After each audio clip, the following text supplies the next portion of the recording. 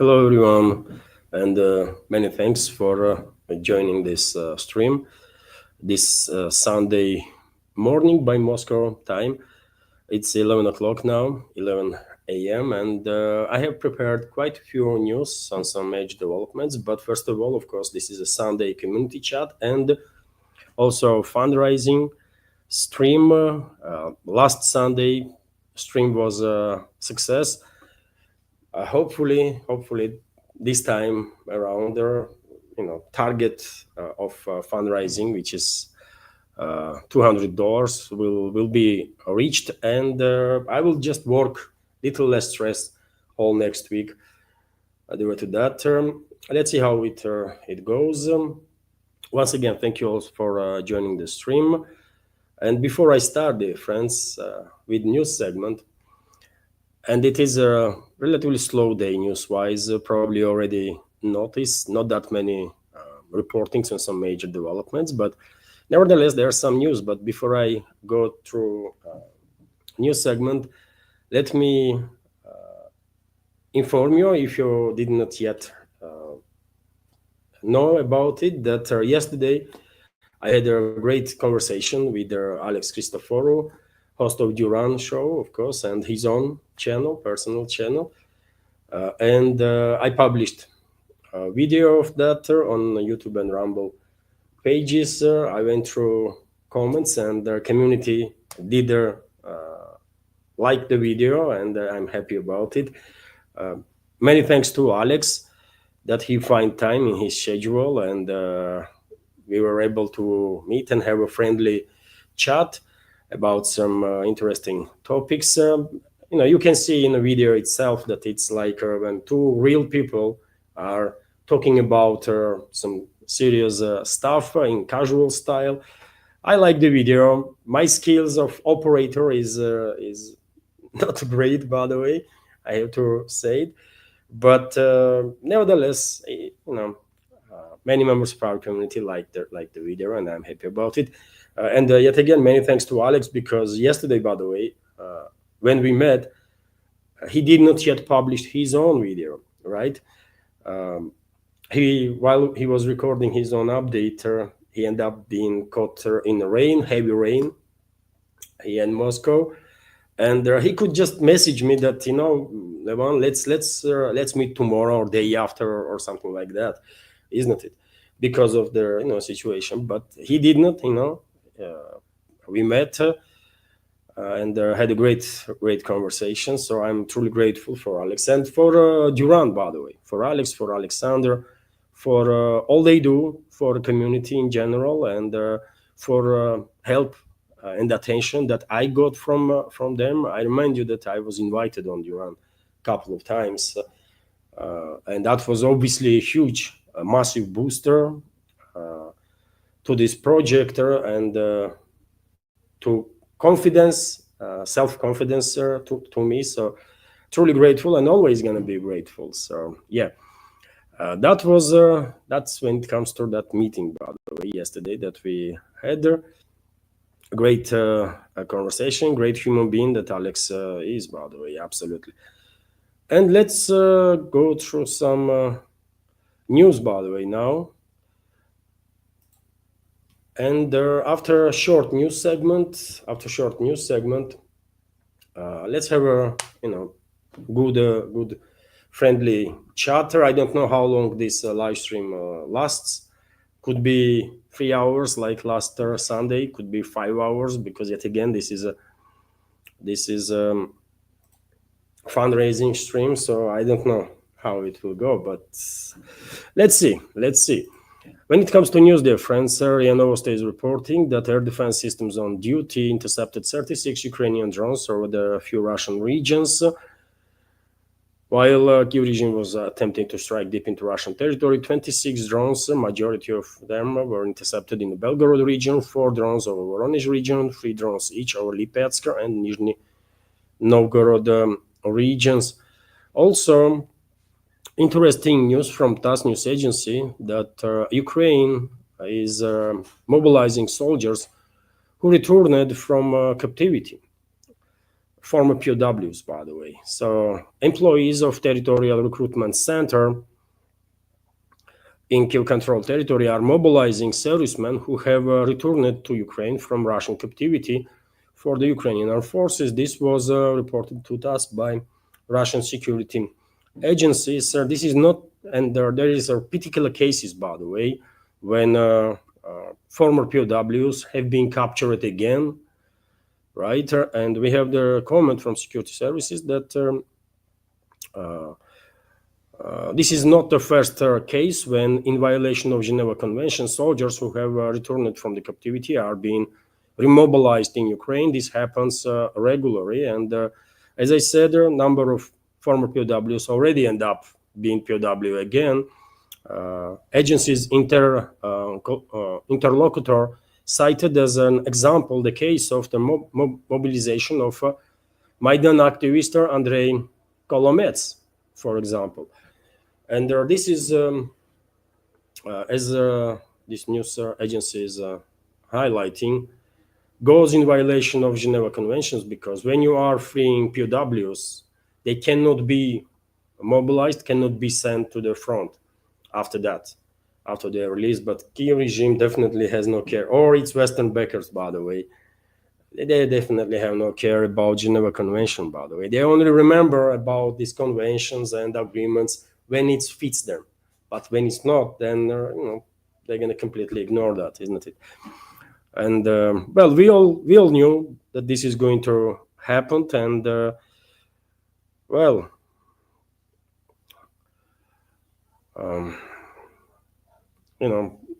at least these former POWs have some experience, right? They lived through being POW, and they know how to organize safe surrender, I guess.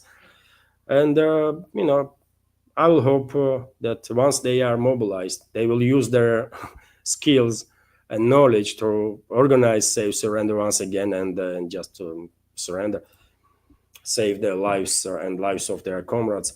Our team, meanwhile, is reporting that according to Western US media, Trump in new aid package for Ukraine, more and more reports about this new military aid package for Kiev regime that Trump is about to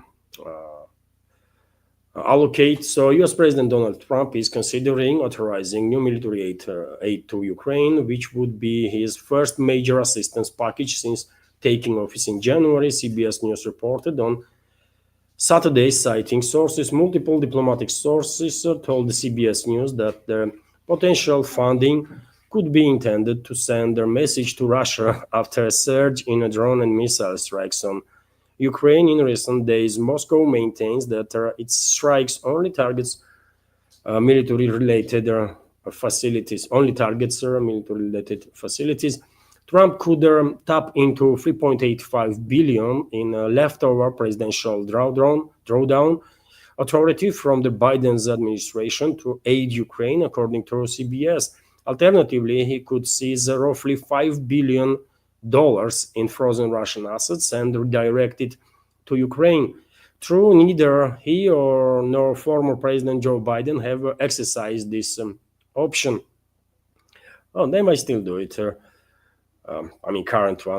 Current president. The reporter came after Trump said he is unhappy with the Russian president, Vladimir Putin. According to the US president, during the numerous conversations, Putin is very nice all the time, but it turns out to be meaningless with regard to reaching a ceasefire in the conflict. On Monday, Trump said the US is going to send some more weapons to Kiev, mainly defense weapons.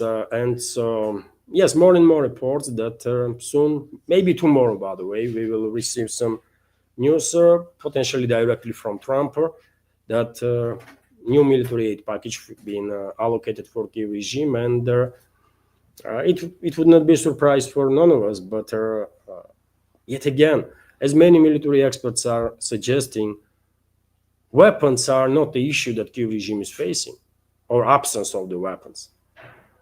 Main obstacle that Kiev regime is struggling to overcome is a lack of manpower. And the US might send everything that Pentagon has, right? everything, literally. I mean, Trump can order Pentagon to send literally every tank, every infantry fighting vehicle, every plane, everything, right? But who's gonna operate this equipment? That's the question. Who's gonna operate this equipment? You know. So obviously, no matter how much money or what volume of weapons will be allocated for the regime, in no circumstances collective Western or Western ruling class will manage to turn the tide in this proxy war that they are waging against Russia. It's just not happening. Meanwhile, US lawmakers move to curb Trump's control over Ukraine aid. This is exactly what Alex Christoforou was talking about yesterday when we had a conversation. A bill authorizing more Ukraine aid and burying the Pentagon from unilaterally halting arms shipments has passed in the Senate Armed Service Committee. The measures are part of the 2026 National Defense Authorization Act, the annual defense bill that outlines the Pentagon's priorities and their funding for the next fiscal year. The bill comes as tensions have risen between Congress and the White House over aid pauses earlier this year. In March, President Donald Trump temporarily halted all Ukraine assistance and intelligence sharing, while earlier this month, Defense Secretary Pat Hexet paused weapon deliveries, citing the need to review dwindling Pentagon stockpiles. Aid resumed earlier this week. I don't believe supplies were really stopped, but nevertheless, formally speaking, aid resumed earlier this week after Trump expressed frustration over delays in a peace process and said Ukraine needs weapons to defend itself. Media reports later suggested that Trump had not been informed of the latest suspension and struggled to explain whether he had approved it. This is all BS, by the way. This is all fake news. Of course, he knew what Hexet was doing. Do you really think that Pat Hexet, chief of Pentagon, would halt weapon shipments, if it even happened, without consulting with the Trumps? It's not possible. It's nonsense, right? But because these all sorts of Russophobes and Russia haters in Congress and Senate, they start whining about the matter. Well, they are now playing this blaming game. That Trump says, I don't know. Pete Hexet at some point also said he did not know. What the hell, man? What are you doing, guys? This is crazy, right? But yet again, no matter how much weapons, how much money they're gonna allocate, at one point they will have no option but to acknowledge that they have lost this war. That's it, because it's factual. RT is reporting that Polish President-elect asks Zelensky to examine victims of Ukrainian Nazis. Kyiv should allow their full-scale examination of their victims of mass ethnic cleansing perpetrated by the Ukrainian Nazi collaborators during the World War II, also known as the Volyn massacre. Polish President-elect Karol Nawrocki has stated, Poles are waiting for this truth and their families are still suffering from the trauma that happened 82 years ago, he stated at their ceremony honoring the victims of the Volyn massacre on Friday. The president-elect was speaking about the mass killing campaign waged by militants from the Ukrainian insurgent army, UPA so-called, and the organization of Ukrainian nationalists, OUN, from 1943 to 1945, in the regions of Volhynia and eastern Galicia, in which around 100,000 Poles were killed. Both organizations actively collaborated with the Nazi Germany during their Second World War, and both organizations are celebrated in modern Ukraine, by the way, especially after 2014 coup d'etat, when these organizations and the members of these organizations began to be heroes, began to be presented as national heroes in Ukraine, including Bandera, Shukhevich, and the rest of the human scum, right? You will struggle now to find in Ukraine on Kiev-controlled territory even a single settlement when there is either road that has name of some Ukro-Nazi that was participating during the Second World War in mass killing of Poles, Russians, Hungarians, and all the other ethnic minorities, ethnic or religious minorities. And you would not find there, you will struggle to find there either village or the town or even city where there is no streets that have names of those Nazis and mass murderers, or there are no some buildings that have their name on it, right? It's on the state level, by the way, because you cannot name street if it's not the state policy, right? You cannot name square in commemoration of Bandera if it's not a state policy. Ukraine is this modern Ukraine, so-called, is clearly a Nazi state, by the way. That's what it is, and everyone knows about it. Everyone knows about it, but in the West, they are trying to turn other side and not to notice it, right? Because it's convenient for them, for Western elites, because they are using those Nazis, isn't it, against Russia now.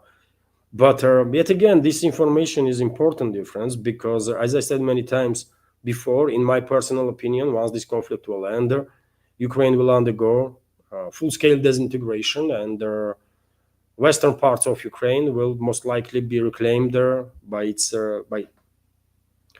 Eastern European countries. Poland, for example, will most likely reclaim some 70% of Western Ukraine that used to be part of Poland before Second World War, including such cities like Lvov, for example. Right, Hungary will reclaim Transcarpathia. Romania will reclaim some territories. Rest of the territory of this former Soviet Republic, directly or indirectly, will either join Russia or will be in a Russian sphere of influence, completely free from collective West. That's how it's going to be. And Poland is preparing ground, by the way, to reclaim their territories, its former territories in Western Ukraine. And that's why time after time after time, we are hearing quite a strong rhetoric from the Polish political elites, because they are preparing ground to reclaim the territory, right? RIA Novosti, meanwhile, is reporting that Russian ambassador accuses NATO of restricting shipping in the Baltic Sea. NATO is seeking to limit shipping in the Baltic Sea. Russian ambassador to Norway, Nikolai Karchunov, told RIA Novosti, we have quote from his statement, we note the deliberate policy of NATO member countries to restrict freedom of navigation in the region, launching for this purpose under the pretext of, among other things, threats to underwater infrastructure, the Alliance's Baltic Sentinel mission, which is accompanied by the strengthening of the naval group operating in the open sea, as a result of which the military political situation in the region has become significantly more complicated and the risk of possible escalation and the conflict have increased, he said. And I agree with him absolutely, and probably majority of our community too. NATO is clearly escalating in the Baltics, and that's why I was saying for how long now that one of the areas where we might see a direct confrontation between Russian and NATO militaries is the Baltic Sea. And at this point, I even think this is inevitable. Collective Western ruling class has no reverse gear, right? So they're going to continue to escalate until they've been forced to retreat, basically. And that means that at one point, they will escalate so much so that Russia will have no option but to take action, right? Already, by the way, merchant vessels, civilian vessels, have been escorted by Russian warships to make sure that they're not going to be harassed by NATO criminals, right? And yet again, I mean, they have no reverse gear, so therefore they will continue this escalation until at one point they will actually provoke confrontation. I have no doubts that we're going to see direct clashes between Russian and NATO militaries in the Baltics, by the way, and it's going to be devastating for NATO member states. They are overconfident. They are underestimating Russian capabilities, and that gives Russia upper hand, actually, right? Whenever you are underestimated, you are capable of surprises, right? So this effect of surprise, on your side. And I'm 100% convinced, by the way, Russia gonna smash these NATO member states big time, by the way, when it comes to it. And we are getting closer and closer. A scale of the confrontation, hard to tell. I don't think we will end up in a full-scale war, because that would mean exchange of nuclear weapons, right? A full-scale exchange of nuclear weapons. In that case, no one will. I mean, everybody will die. Literally, everybody will die on this planet, right? But certain level of escalation is definitely inevitable, and Russia will harm these NATO countries in retaliation, as a retaliatory step, big time. This is only language they understand, by the way, strength and the force, right? And we have to teach them a lesson, and we will. It's just a matter of time. RIA Novosti is reporting that they were benefiting, by the way, far too long, these NATO countries, isn't it?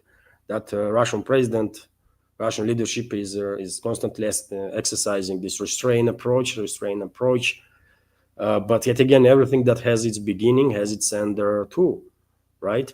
And I think the longer this escalation continues, more and more anger is growing in a society, right?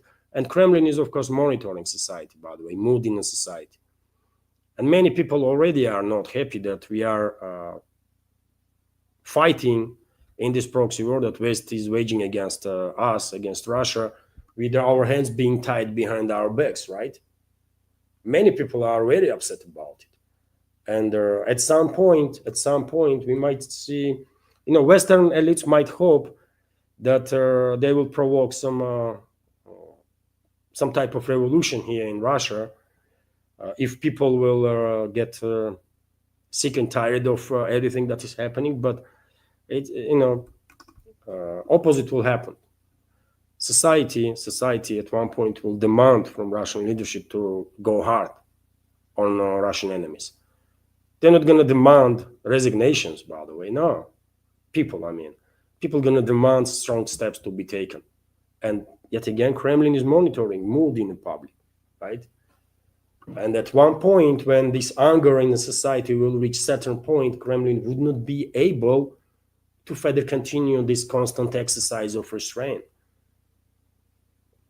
I mean, Western so-called elites are so unlucky that they are still alive, by the way. And you know why? Because of the Putin.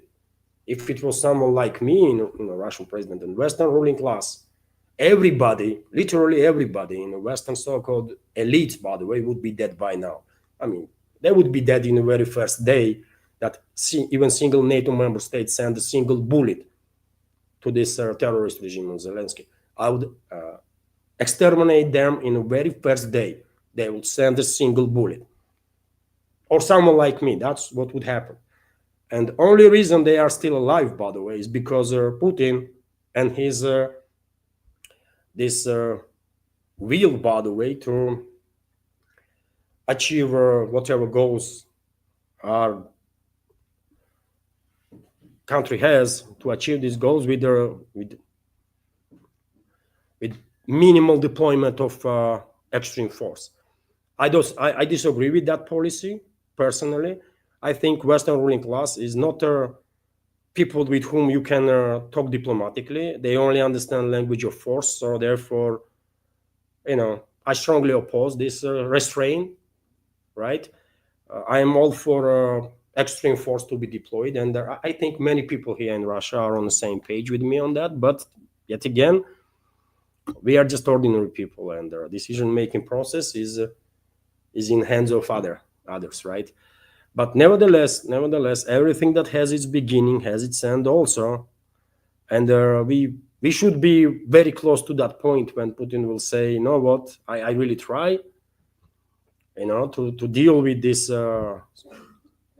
Western ruling class humanely. It did not work. So I mean, let's just put them in their places now, and Russia can do it, right?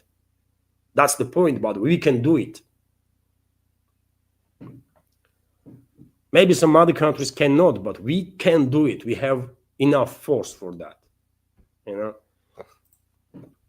Nevertheless, RIA Novosti is reporting that Trump announces new tariffs on goods from EU and Mexico. I mean, he loves this trade wars, isn't it? He loves this chaos, or whoever forces or whatever forces are behind him, right? I don't think all these decisions come from Trump. To be honest, I think he is just a puppet that's been put up front of cameras, and true decision makers are in shadow, as it is always the case when it comes to Western world, by the way. United States will impose 30% duties on goods from European Union, according to letter from President Donald Trump to EU President Ursula von der Leyen.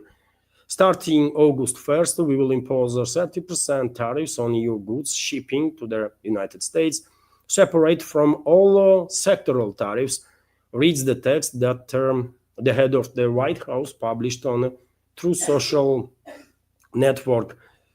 It states that if the European Union decides to raise tariffs on American products, the United States will add this number to the duties they have excuse me, to the duties that they have already imposed. The same thing is happening to Mexico. Trump's letter to President Claudia Sheinbaum noted that despite cooperating with the United States to protect their common border, the country is not doing enough.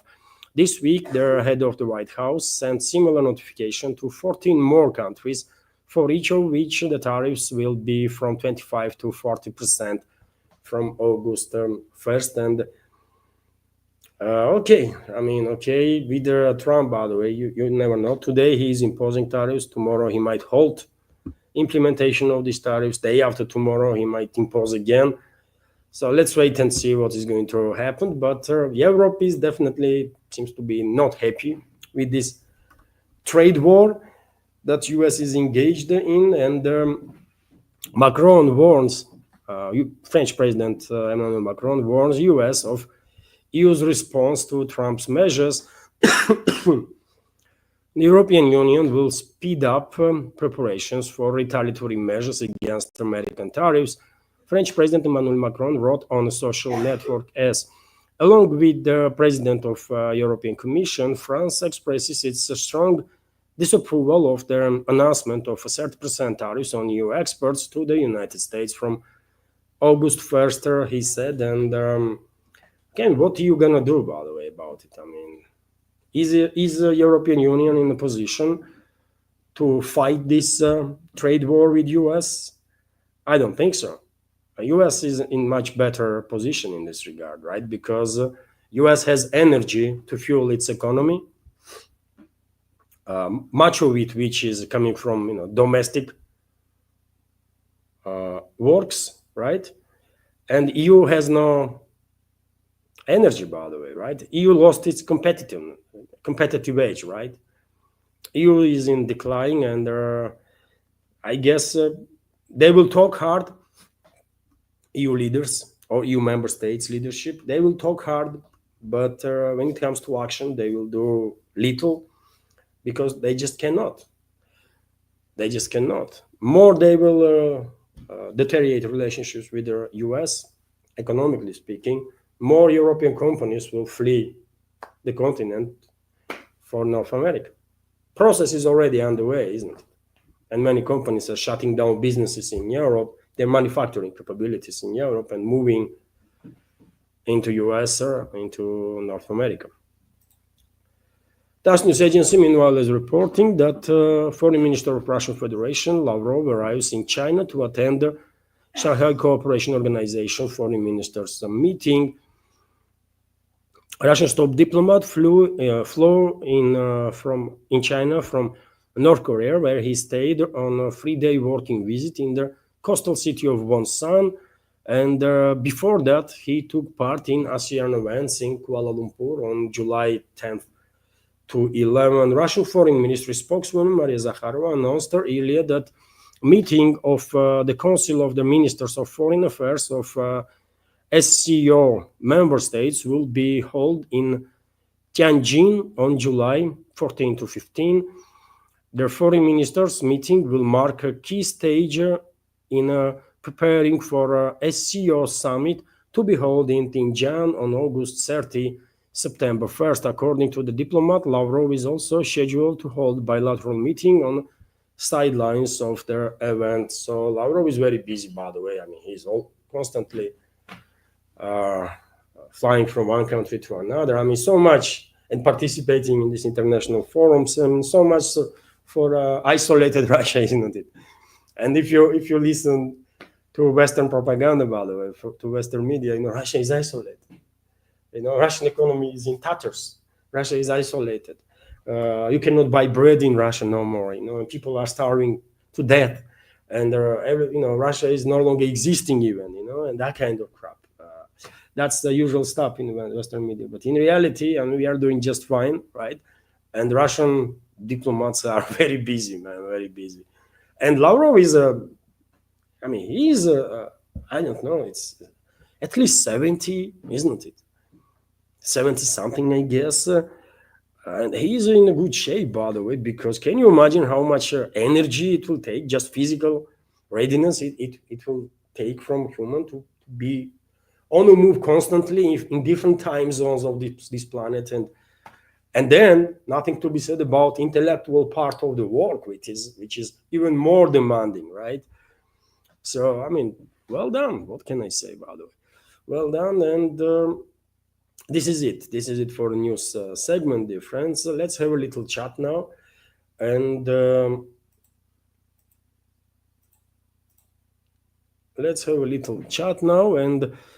I have an idea, dear friends, to basically every 10, 15, 20 minutes check different media outlets, right, for potential breaking news or for some news updates, and I will be engaged with the chat. We have a Q&A, isn't it, and a community chat, so I will be actively engaged with the community, and at the same time I will share with you some news updates from a number of main media outlets. Was there any super chat or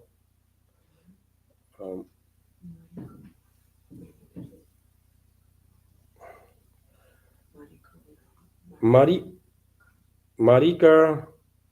on Rumble? Thank you very much for your $20 donation and super chat.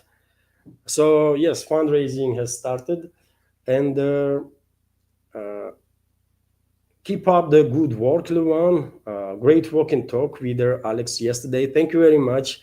I'm really happy that community did like that video. I was nervous, dear friends. I was nervous because yet again, I do walk and talk type of videos, isn't it? But one thing is to make sure that you are in a frame, right? And yesterday it's two of us, so I had to make sure that I'm doing good enough camera work while simultaneously maintain conversation, right? And I was not sure if my work with camera was good enough. And even when I was coming back to home, I had conversation with my wife, and I even expressed that I'm afraid my work with camera was too bad. I checked, by the way, even before I get home.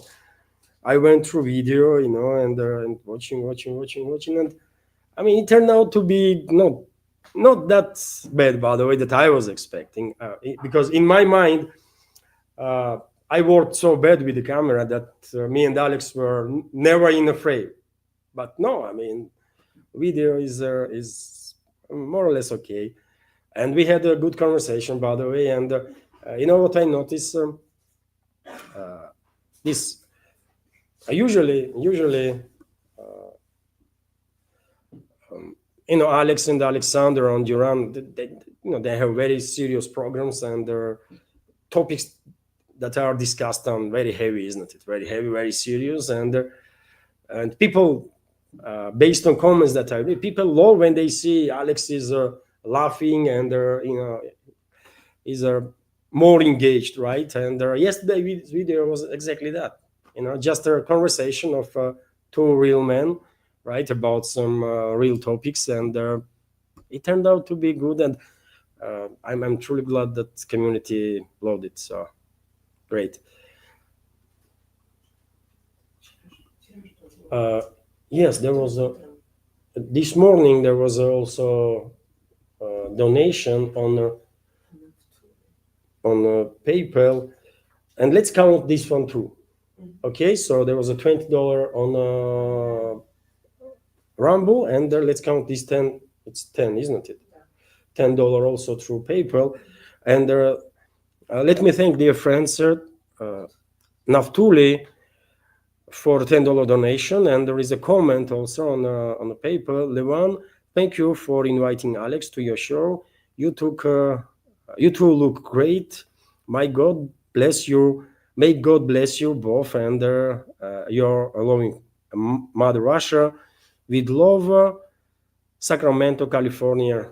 Thank you very much, Naftuli, for your support. I appreciate your kind words. Truly grateful. And dear friends, meanwhile, let's go through chat. And I'm scrolling now in the chat, and as always, capital Q before the question will make it easier to notice the question. Or entire sentence, if entire sentence is in capital letters.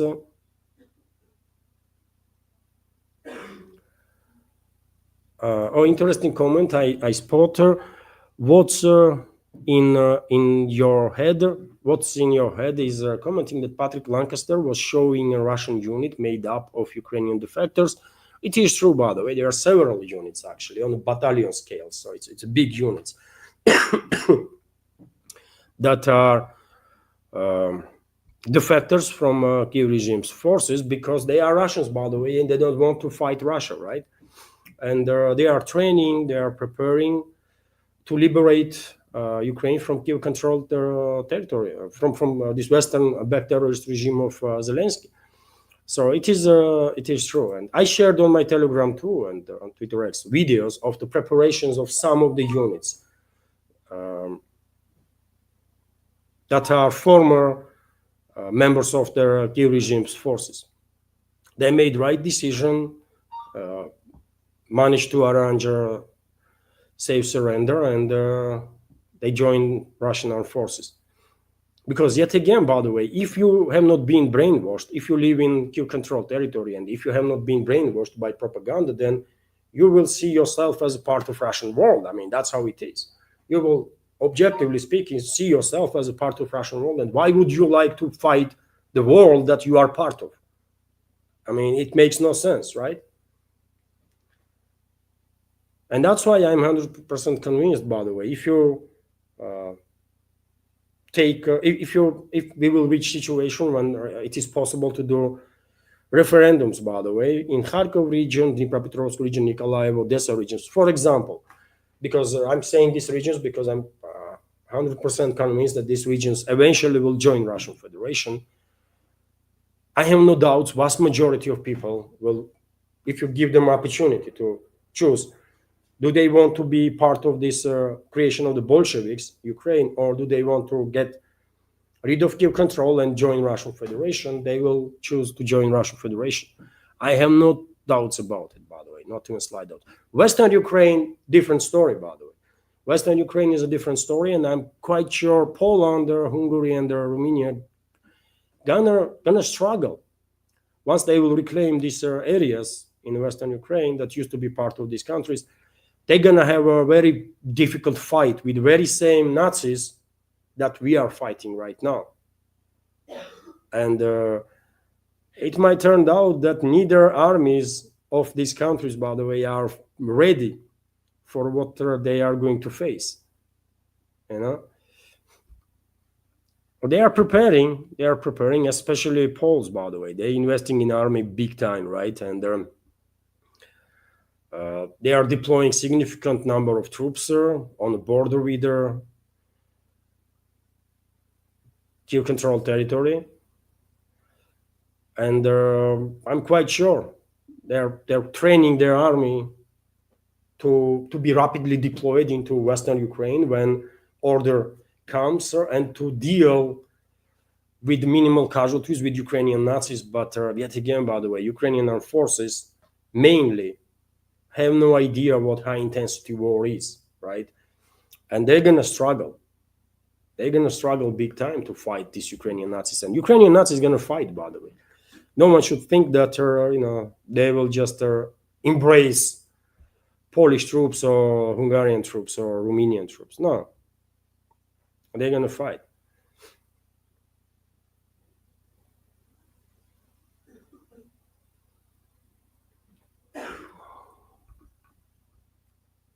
And Western Ukraine is basically birthplace, one may argue, of Ukrainian Nazism.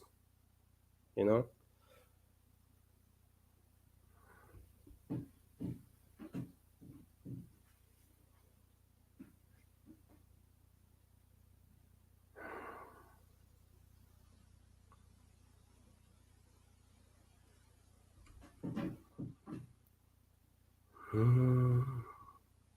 Matt, I did react on your question yesterday, isn't it? It was yesterday or day before. I mean, you are repeating same questions like every stream. So I already react on it. So what should I do now? I see your question, but I already reacted on it, isn't it? So I mean,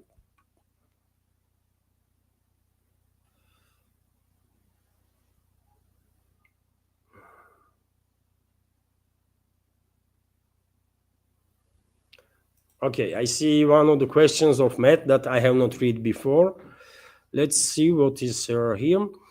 Tell me, Levan, when the Taurus does a lot to Russia and your government will do nothing about it, then will you accept that Russia will eventually give up?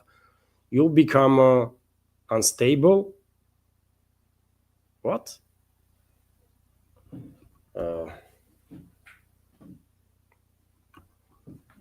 You mean I am personally unstable, or Russia will become unstable, or what you mean?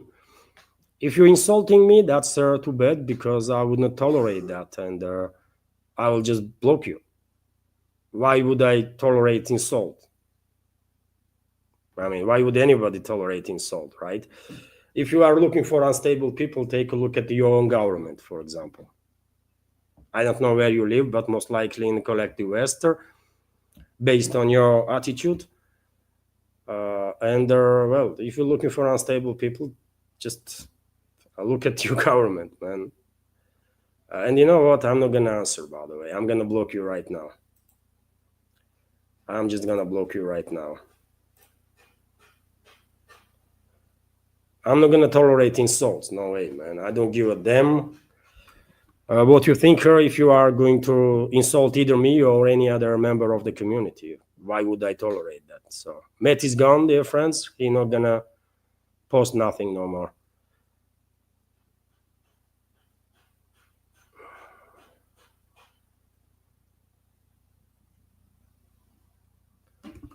Let's continue, and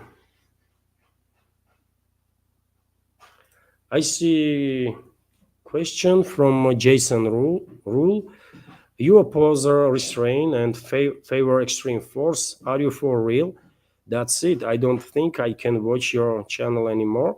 Oh, okay, Jason, you're free to ignore my channel, of course, right? But yes, I'm opposing restraint 100%, because it's not your fellow citizens that being killed by NATO member states, right? It's my fellow citizens.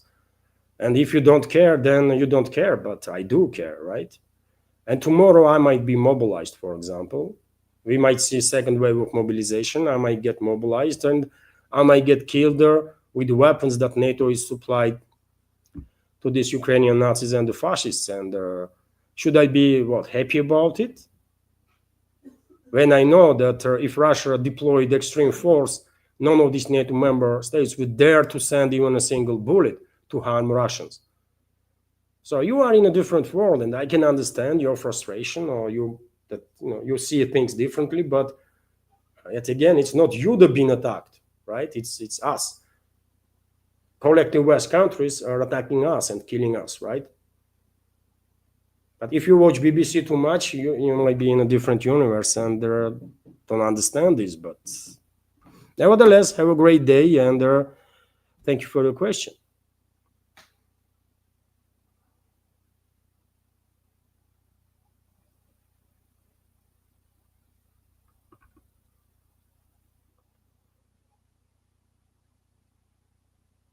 It's funny to see when some Westerners, by the way, reacting in such a manner. Whenever I say that we should retaliate hard, they think, oh gosh, really? You're gonna retaliate against us? What the hell? That's the attitude some have, while not realizing that it's their countries that are killing our citizens here. So from where this attitude came, that Westerners can do whatever against anybody, but with impunity. If anybody dares to strike back, then, oh man, how dare you? What is wrong with this individuals, by the way, that have this I don't know, man, this strange mindset that they are some sort of, I don't know, better than anybody else, right? They can do anything and no one else can do nothing. I mean, this why they think they are exceptional or something extraordinary or special? I don't get it, man.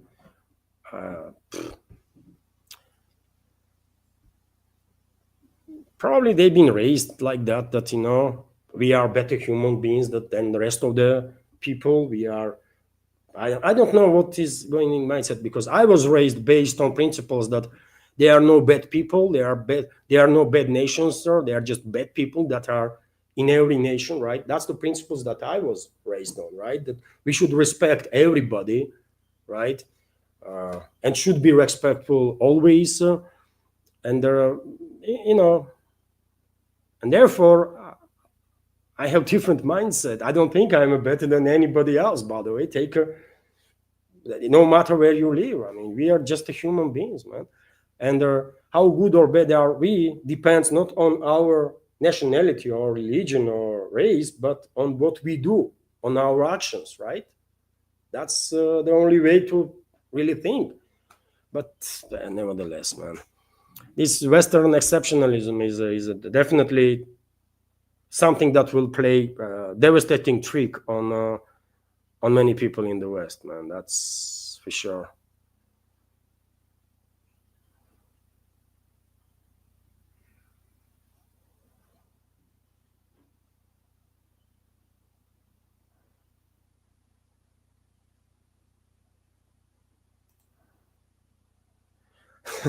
Don Zugar is asking, for your next interview, I recommend Donald Trump. What question would you ask the orange man? Of course, I'm not going to have an interview with Trump, but if you think about, I mean, Donald Trump is he's not really interesting to talk to him. I mean, he's not an intellectual, right? He could not give intellectual answers or deep answers on any topic. So I don't think anybody can do good interview with Donald Trump, because he's just not there. He's too primitive to have a good deep conversation. My personal understanding, personal take. So therefore, no matter what question you're gonna ask her, you're not gonna have a good interview with Donald Trump. First, he's gonna lie, and secondly, he's just not there, man. Intellectually, he cannot talk about serious topics in depth, because he don't know. He demonstrates that he's just, So I don't even know. I don't. Why would anybody want to have an interview with Donald Trump, man? It's freaking clown, really.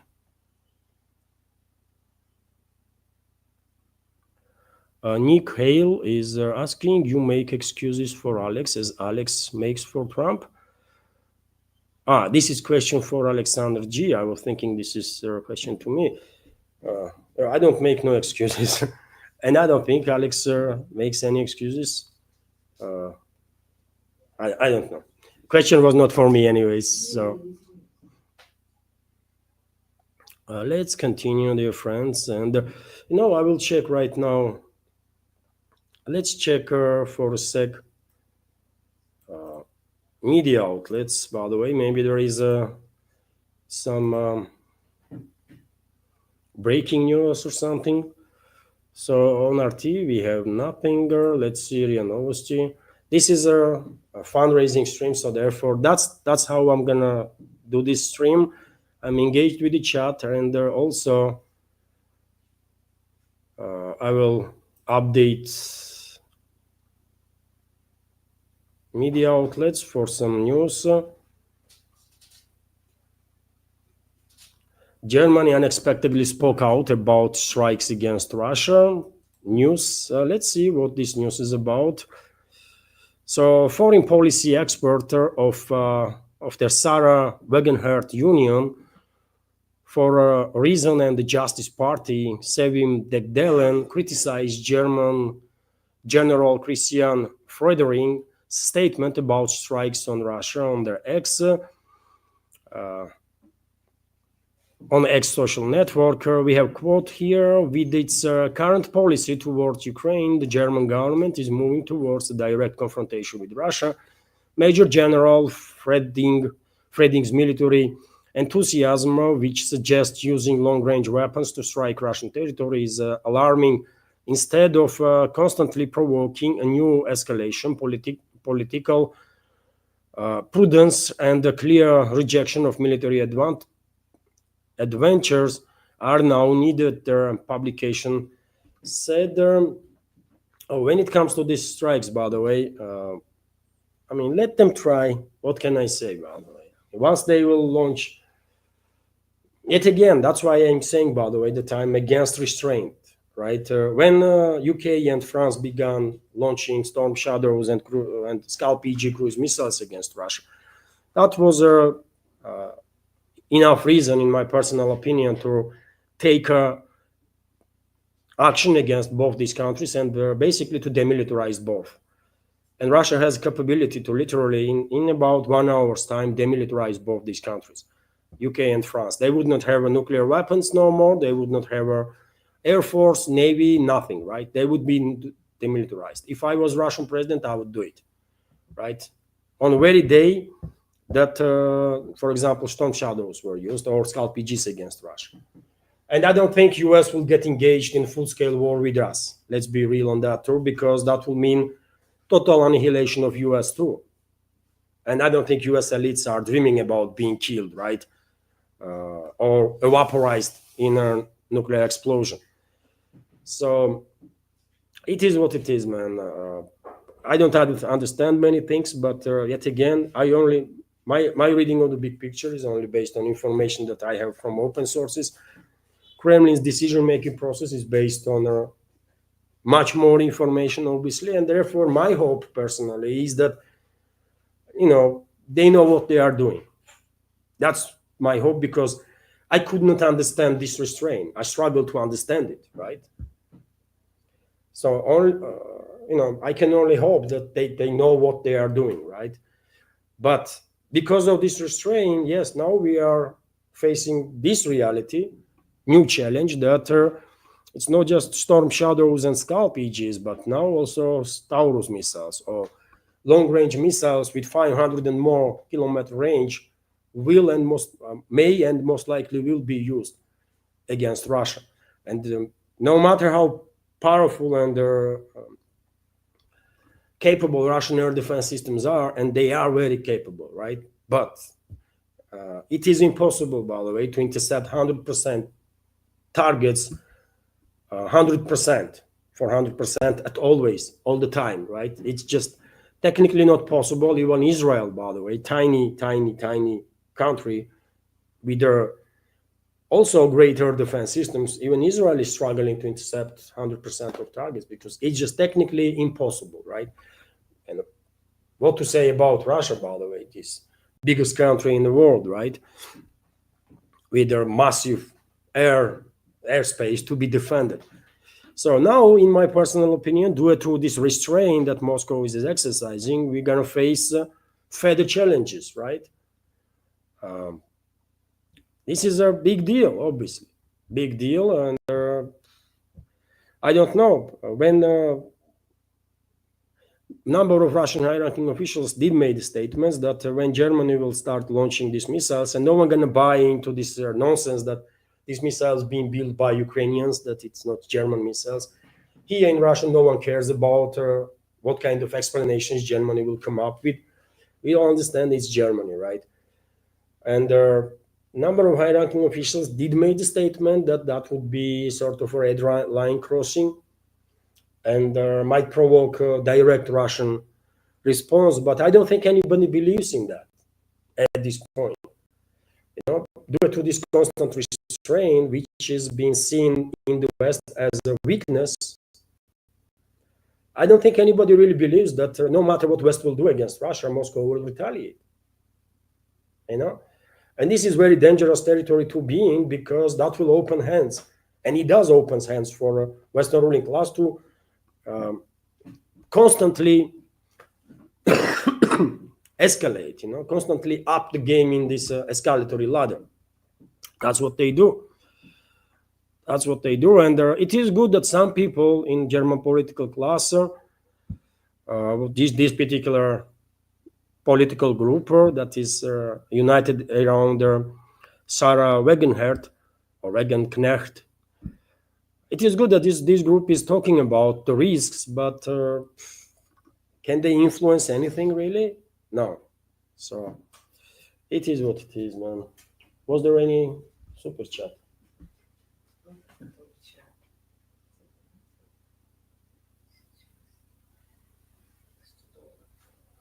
Wow, are you serious?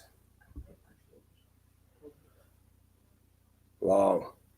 Robert, thank you very much for your donation. $100 donation, by the way. Truly grateful. You donated just yesterday, isn't it? And you are donating today too. Truly grateful for your support. Very generous donation. Thank you very much. There is no comment here, but I'm shocked. Thank you very much. Didn't expect. Thank you. So now we reach 130, right? So 70 to go. Okay, that looks like possible. Now after Robert's help, that definitely looks like possible. So let's check some other news, by the way. But topic of this Western escalation is definitely something that makes all of us nervous, isn't it? And when I say I'm against this restrained approach, I'm saying this just because I don't believe that Western ruling class will appreciate this restraint. They would not. They would not. They are seeing this restraint as a weakness and opportunity to escalate further. That's where my issue is lies. Otherwise, I don't want no escalation, by the way. I want de-escalation to happen. But some people clearly are misunderstanding where I am coming from.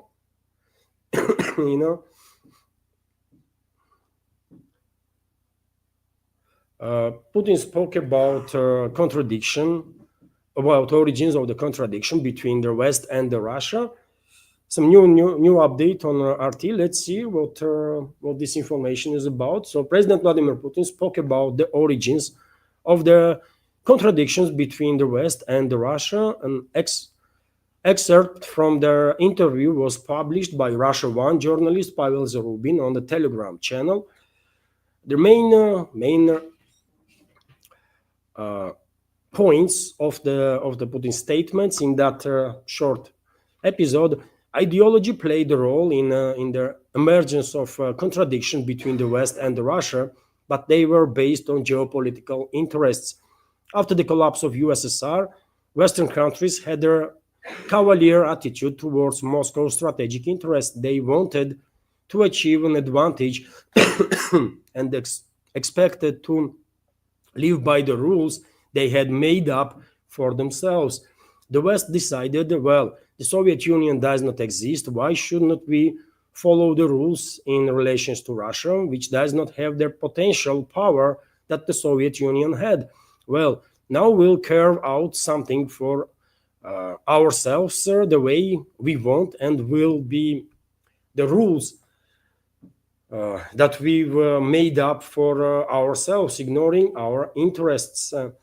This is quote from Putin's statements about attitude of the Western elites towards Russia. It became clear to Russia that it would not be taken into account until it declared itself as a sovereign power capable of defending its future. The president stated that in a previously unpublished fragment of an interview for the film by Saida Medvedeva and Pavel Zarubin, Russia, the Kremlin put in 25 years on the Russia TV channel. These statements are coming from this documentary. Okay, I was thinking maybe something new, but okay, I can understand what he is talking about, and that's what makes the whole this situation even more confusing, because Putin himself is saying that, well, Western elites, they only basically acknowledge language of force, right? They only acknowledge you and your interests when you are capable of defending yourself, right? That means that you have enough force.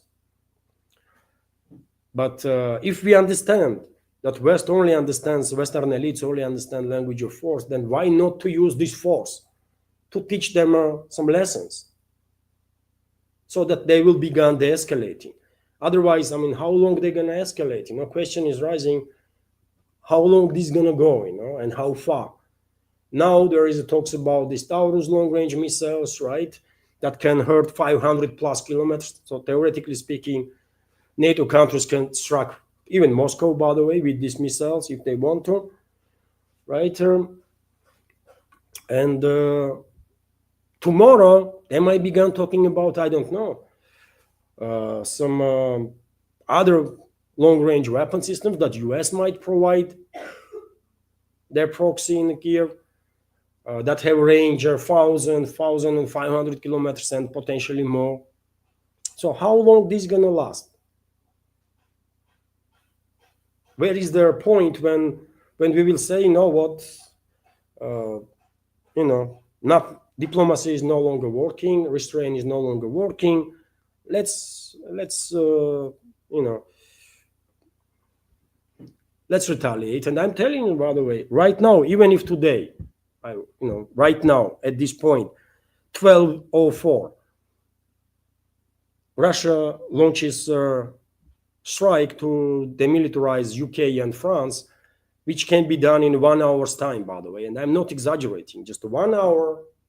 And neither France, neither UK has a fleet, nuclear weapons, air force, army, nothing, literally nothing, right? These countries will be completely demilitarized. With the minimal casualties, by the way. They're going to be casualties, obviously, first of all, among militaries, but this is war that France is asking for, right? So, okay, we can give them that. This is war that UK is asking for, right? So we can give them that. They already are targeting us, so we have every right to retaliate. So it only takes 1 hour to obliterate military capabilities of these two only nuclear countries in Europe.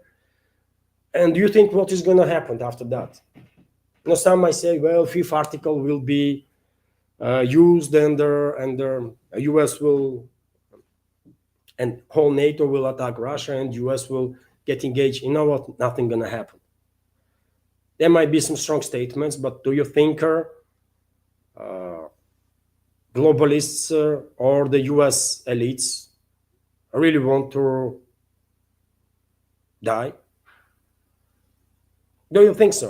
It's a legit question. Do you think British king wants to die? British royal family and the British aristocracy is a leading force in the globalist movement, right? And also, smaller but still powerful aristocracies in Europe, let's say. That's the main force in the globalist movement. Do you think they want to die? It's kind of simple question, legit question, but also a question that demands, some answers. I don't think so. I don't think they are ready to die, right? Do you think US elites, bosses of these multinational corporations and so on, or US political class wants to die? I don't think so. So US will stay away. US will stay away. They would not launch no nuclear attack on Russia. They would not. I have no doubts about it, right? Because moment they launch missiles to strike us, they basically sentence their own country to end, right?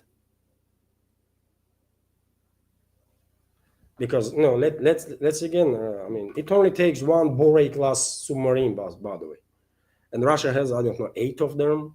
It only takes one to launch all its payload, and the US is gone, literally, just gone. What about if 2 or 3 of them are launching payload, or 4 of them? You see, it's a total obliteration, by the way, and that's why I think US will just stay away. US will just stay away, man, right? Because they will know they cannot win this war. Yes, they can kill us all. Yeah, in Russia, yes, they can, right? But we will retaliate too, and they will all die as well.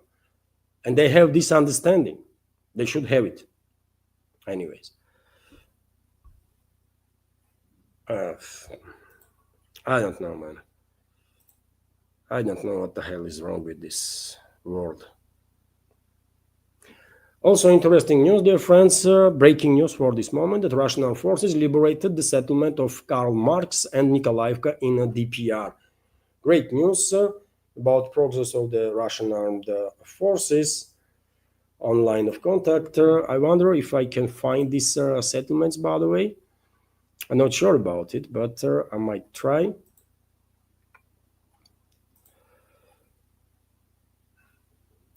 Is Взгляд newspaper reporting. Russian armed forces continue to strike on recruitment centers of the Kiev regime, and the officers of these recruitment centers are in a panic, according to reports, which is good news, which basically saves the lives of the people that are living on Kiev-controlled territory, right? And when it comes to this map, by the way, the settlements were liberated in a DPR, right? This map is not been updated yet, so.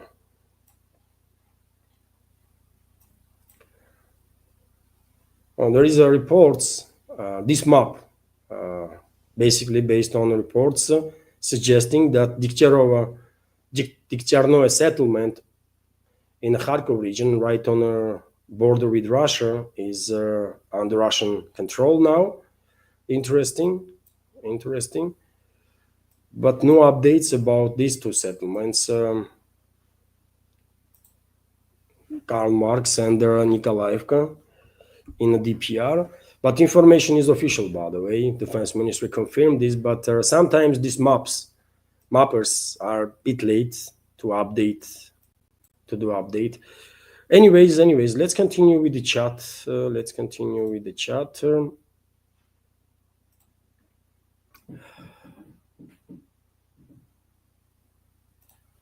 I see a question from Nidish Kumar Levan. I did not say loser can vote, but he can oppose certain parts of the government ordinance and funds allocation for his constituency. Nidish is talking about yesterday's conversation that we had. Yeah, I can see what you mean, but again, I don't have on the matter some strong opinion, really. When it comes to political system, there is options, isn't it? There is no taboos, or there is no, or should not be anyways. should not be any restrictions how you can build system. Every country, every nation should build a system in a way that benefits the people first of all, and that should be priority, right? Something that works for us, for example, in Russia, some elements in a system may not work in India, and vice versa. Something that works perfectly well in India may not work here in Russia. And outside of the collectivist countries, we all have this understanding. And India's foreign minister, for example, did spoke about this topic exactly. I remember a video of his speech. But Western elites have different approach. They think that if something works for them, that should be implemented all over the world. Why? I mean, why? Right? Every country should decide, every people should decide on their own what kind of system they want, what is good and what is not. And all kind of nuances has to be taken account, isn't it? From history to mentality of the public to cultural traditions and so on. I'm scrolling, dear friends, now in a chat. So capital Q before the question will make it easier to react.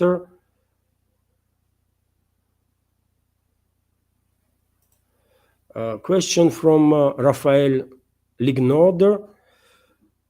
Question: is everybody in Russia 100% behind the way Putin is conducting the war? I am not. I believe he is too soft, not hard enough. Putin's approval rating, dear friends, last time I see report about it was in high 70s, I believe, which is a huge number, isn't it? Huge number.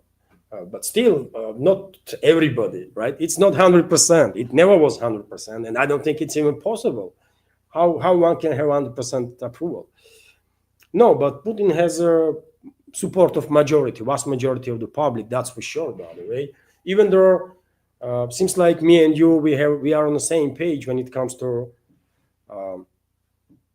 this restraint issue that Russia is exercising constantly, but. Yet again, me, for example, is minority in Russia right now.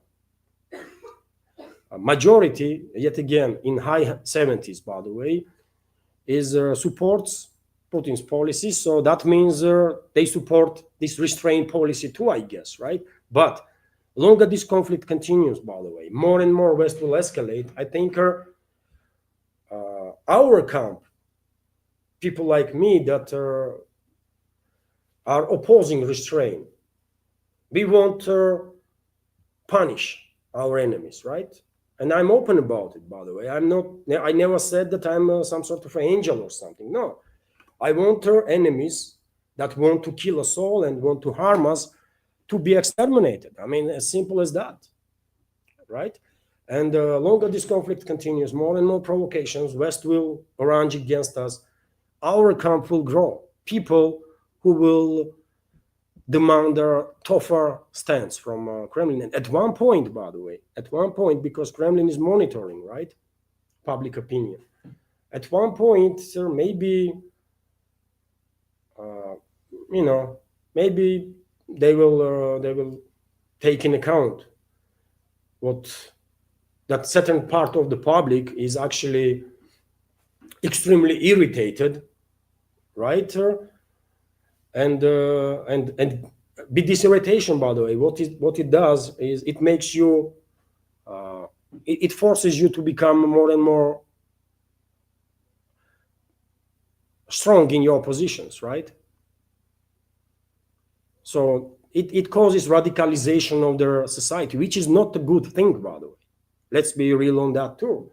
Radicalization is never a good stuff, but yet again, some 40 countries are waging war against us, right? Tens of thousands of people have been killed, by the way. As I said, tomorrow we might end up in a situation when new wave of mobilization is needed, and I, as a reservist, can be mobilized and get killed with the weapons that NATO is supplying to their proxies, right, in the regime and their forces.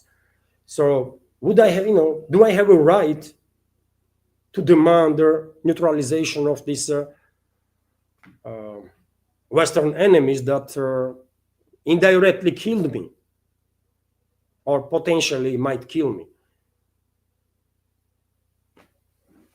Without Western world, I mean, like just a couple of days ago, by the way, I was monitoring internet, and on one of the channels, by the way, high-ranking official from the West, I forget who was, but I was a bit surprised to hear on the Western media, there was a fragment on YouTube, by the way, acknowledgement that without NATO assistance, Kiev regime would not last more than a couple of weeks. They are acknowledging this, by the way.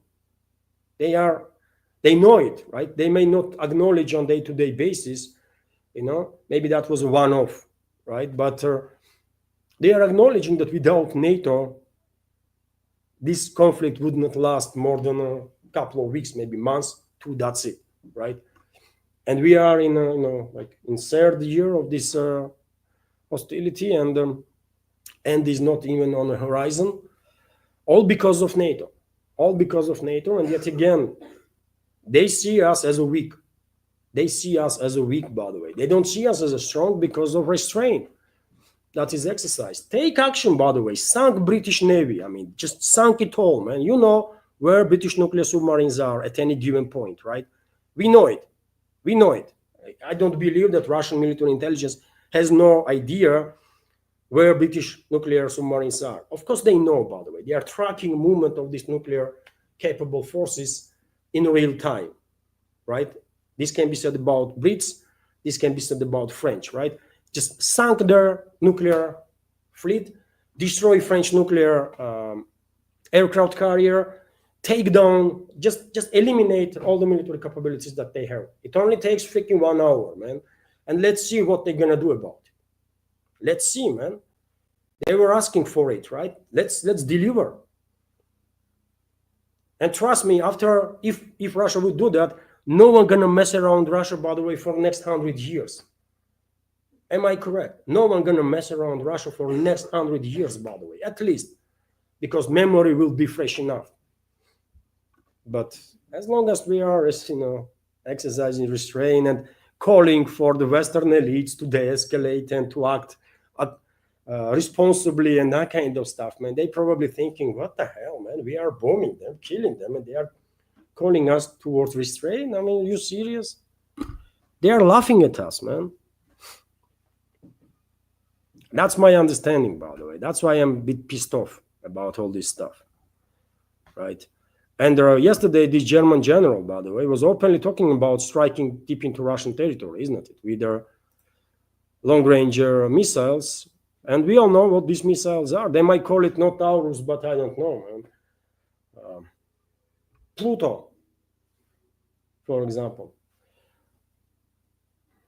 Former planet that was decommissioned. They can call it whatever they want. But that does it changes anything, really? No, it's Germany that will, and NATO, by the way, that would strike deep into Russian territory. And unfortunately, some of the missiles gonna go through air defense systems, man, and cause significant casualties and destruction.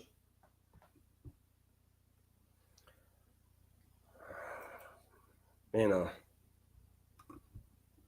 that's why it does makes me like go a bit angry when someone from the Western country says that, you know what, how dare you, are against restraint. Really?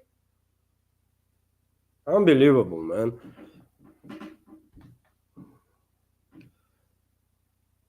Nidish Kumar is asking, Levan, is Russia still selling titanium alloys to the West? I guess so, Nidish. I never understood that either, by the way, but I guess so.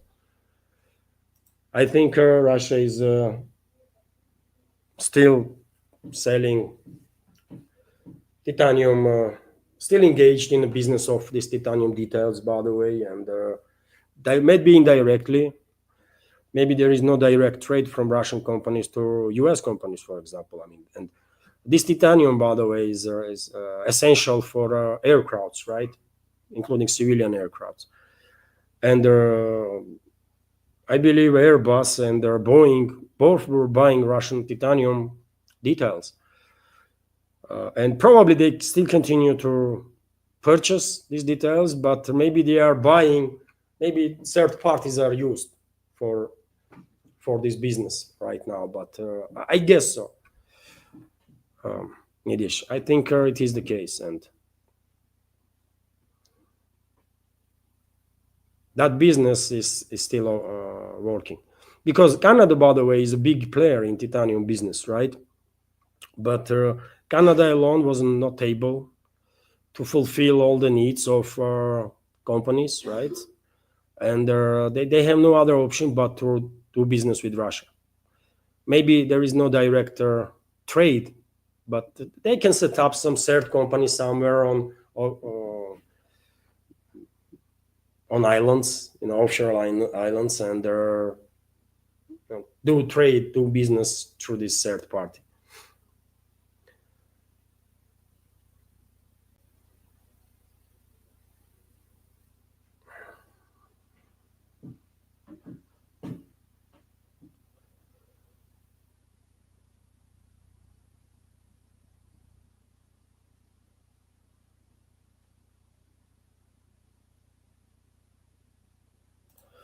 Interesting commenter, Rock Monster World of Math.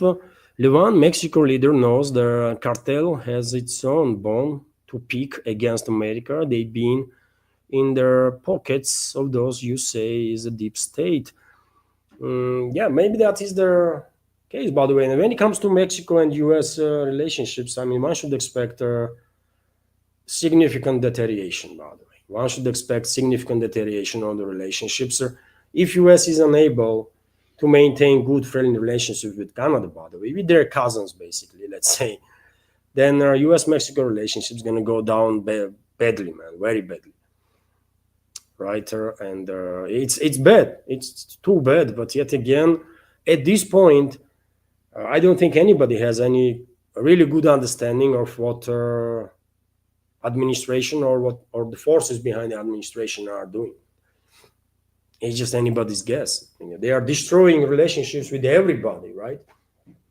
With whole world. And what is the goal? I mean, initially, when US was escalating with Europe, for example, with EU, I could see some logic behind it, because there is a process already on the way of migration of European businesses, manufacturing, especially in the manufacturing sector, towards the US, right? So businesses were migrating already in thousands, right? And to accelerate the process of industrialization of US on expense of European economies, this trade war, tariffs war with Europe would potentially make sense. But now US is going after literally everybody, whole world, by the way, and that does not make sense, right? It just literally makes no sense. It does not benefit US in any ways, really. I mean, they're gonna lose in tax revenues, because less goods will be imported to US and then sold on US markets, right? So they're gonna lose on tax revenues. They're gonna lose on tariff revenues too, by the way, because eventually more and more businesses, just because they would struggle to stay on the market in US due to these forced high prices that they will have to come up with, then they will begin losing their positions on the markets, and eventually they will stop exporting it all, right? So after some time, US will begin losing tariff income too. So they will use tax revenues from domestic consumer market. They will begin losing income from tariffs, because it's just a temporary measure that can boost your income. In the long run, it will inevitably decrease, right? So what the hell is going on, man? I don't know. And barely anybody understands what they are doing, man.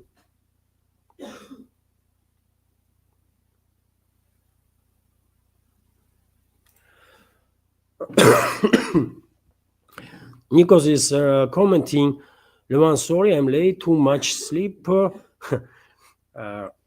Sleep is good, by the way. Sometimes I'm getting so tired, man, but I cannot allow myself to sleep more than like 3-4 hours. Rarely 5-6. But nevertheless, let's go through question. I saw Merzer pretty much declaring Germany's participation in the SMO. Please tell me, will Russia do anything to Germany? I mean, you are on topic that I was just discussing, really. I don't know. I asked this question to Alex yesterday during our conversation, and his opinion is that probably Russia will deal with the threat itself that Germany will come up with, including missiles, but would not escalate with Germany. Russia will continue to exercise restraint, and unfortunately, yes, I have to agree. Because yes, there's too much restraint, right, in place, and I don't think if Germany right tomorrow, for example, will launch 100 Taurus missiles to strike all over the European part of Russia, I don't think Russia will retaliate against Germany. I really don't think so. I mean, so that's my answer. I mean, there is a big difference between UK and France and Germany. When UK and France began striking Russia with Storm Shadow and Scalp EGs cruise missiles that have a range of about 300 kilometers, Russia did not retaliate on that and continue to exercise restraint. But these two countries, yet again, are nuclear countries, right? Both France and UK are nuclear armed countries. And in my personal opinion, they should be denuclearized. We cannot trust London and Paris with nuclear weapons. My personal take on that. Germany is not a nuclear country, right? And maybe that will influence calculus in the Kremlin. I don't know, but nevertheless, unfortunately, I have to acknowledge that most likely Russia will not retaliate when Germany will begin deploying its long-range missiles. I think so. I mean,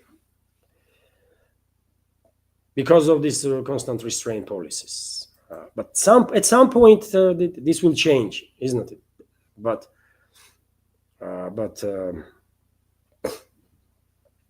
I don't know, man.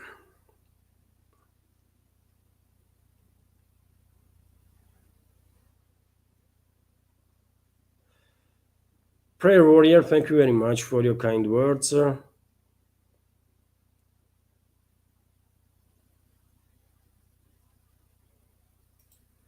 Nidish Kumar is asking, what is the situation with Azerbaijan right now? It's still tense. It's still tense. No positive changes between Moscow and Baku. And there is not even attempts, really, at this point to sort of de-escalate. As I said, by the way, in previous updates, I think Aliyev's regime crossed the point of no return. So therefore, even if certain groups, by the way, that are connected in Azerbaijani business elites, let's say, and Russian business elites, and many Azerbaijanis, by the way, here in Russia are in top business, right? They are top businessmen, one of the richest people, right? But when it comes to state policies, your influence may mean nothing, right? And I'm quite sure some business elites of Azerbaijan and business elites of Russia probably are communicating to de-escalate the situation. But yet again, this decision on escalation was made in London, in my personal opinion. This is a political decision that was imposed on Baku by London, either directly or through Turkey or through Israel, to whatever. But this is a political decision, nevertheless. And therefore, I guess there is more steps in it than we have seen this far. I mean, more steps towards further escalation, right? So, yeah, situation is very tense, unfortunately, and I see no indicator. I see no indicator whatsoever that we're gonna observe the escalation anytime soon. Probably exactly opposite will happen, and we will see further escalation in short time. London has begun playing some games there that may destabilize actually entire region.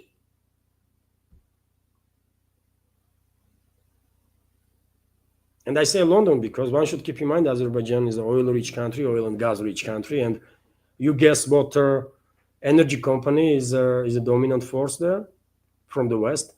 It's a BP, British Petroleum, right?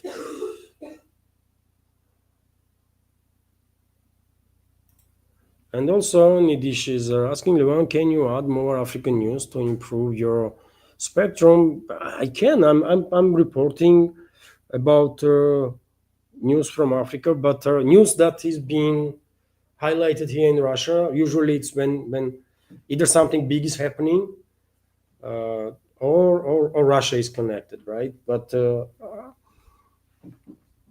I can be, I can do it for sure.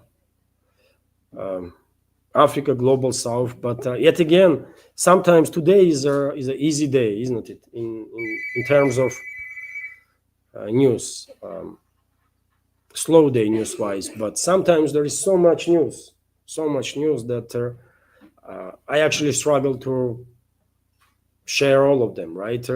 I might choose like 30 different news, and to make sure that the program is just not too long, I'm just cutting off some of the news.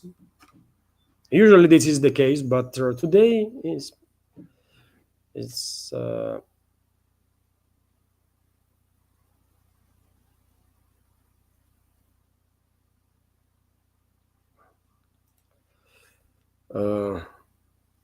Jones Beach is commenting, can you explain what Igor Strelkov was doing in Donbass in 2014? Strelkov, by the way, was one of the leading figures in uprising in Donbass in 2014 when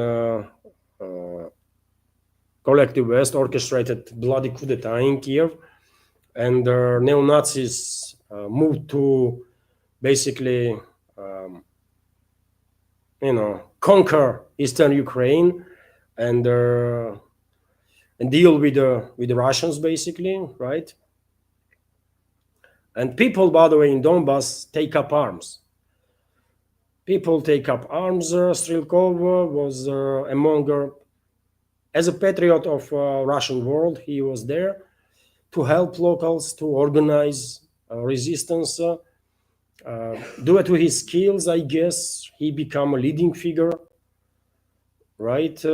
They quite successfully defended themselves. Unfortunately, at some point, they were forced to retreat from Slavyansk, which is unfortunate, but nevertheless, in a number of areas, this resistance movement did manage to stop advances of the Ukro-Nazis, right? And the rest is history. Rest is history. But it was not just Strelkov, by the way. I mean, when you watch TV, for example, I remember those days, by the way. So many people, there were so many instances when, for example, buses were stopped deep into Kiev-controlled territory, buses from with Eastern Ukrainians. And people were killed, beaten up, because vast majority is Russian speaker, right? So harassment of Russian speakers began even before, by the way. No one should be mistaken. Harassment of Russian language, Russian speakers began way before 2014, right? But after 2014, these Nazi elements probably thought that they have carte blanche, they are free now to do whatever. They were stopping buses, by the way, that were moving towards Crimea or towards Donbass or whatever, beating up the people, killing people, shooting at the buses, by the way, right? And can you imagine you are ordinary citizen here in Russia, patriot of the Russian world, and you see that your people being treated this way by Ukraine Nazis. What would you do? Some might say, well, too bad. I hope Moscow will get involved and defend these people.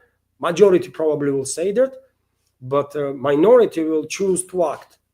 Minority will say, you know what? It's good if Moscow will intervene and defend the people there, but if not, then I'll do what I can. And many Russians, including Strelkov, by the way, went to help people there, and eventually Strelkov, due to his skills, I guess, become a leading figure, right? And they did manage, even though they lose some territories, unfortunately, Slavyansk included, eventually they did manage to maintain, to defend significant parts of Donbass, nevertheless, from Ukraine Nazis, man.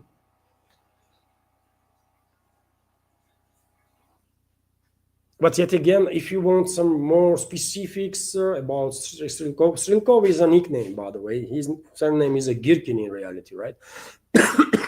So, and he's in jail here in Russia. He's being jailed, by the way. And many people are not happy about it, but yet again, right? We all remember, isn't it? He had some conflict with the defense minister at the time, Shoigu, and also with the head of a Wagner group, Prigozhin. And yeah.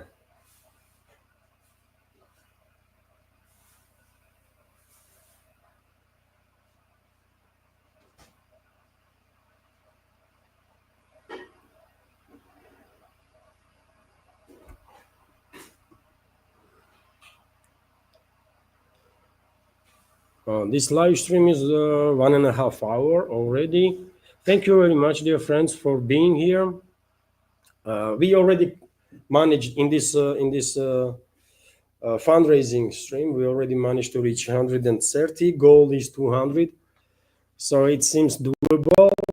And everything counts, dear friends. Donations on PayPal, donations through Boosty, subscriptions on the Patreon or the Boosty. Super chat on Rumble, of course, and premium subscription on Rumble. I mean, everything is counted. Everything counts, and there has a huge importance.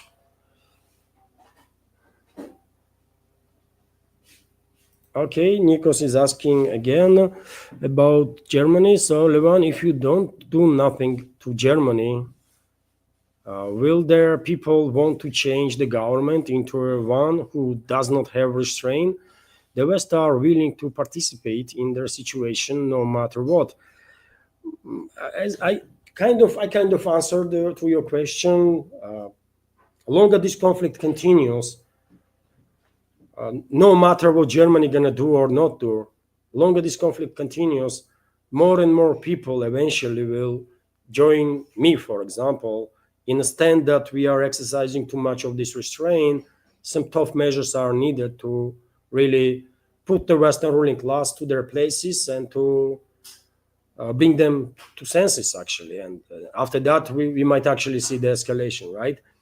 But maybe Western elites are hoping that society will rebel against government, right? And there some internal disturbances will be gone, and this will collapse Russia, and they will win.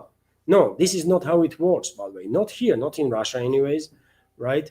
What people gonna do is demand from government, by the way, that there is in a place, right? Government that is well supported by public.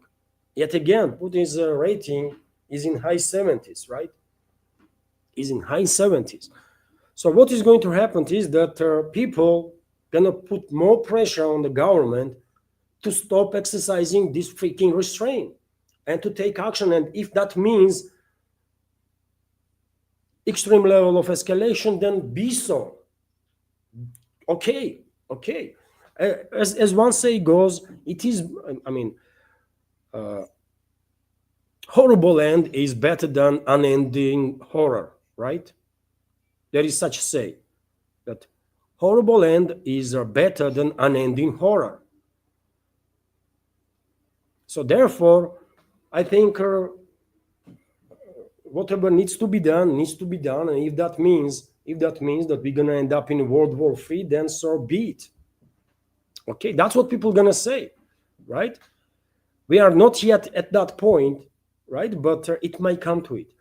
And the Western elites are mistaken. They think that people will demand change of government on some others that will would not hesitate to use the force. No, man, it's not going to work that way. People will just will impose more pressure on the government, current one, which is doing quite a good job, by the way, in many ways, right? Some parts of people might have differences with the government policies in regards to this restraint topic, right? But otherwise, government is doing quite a good job. Let's be real here, isn't it?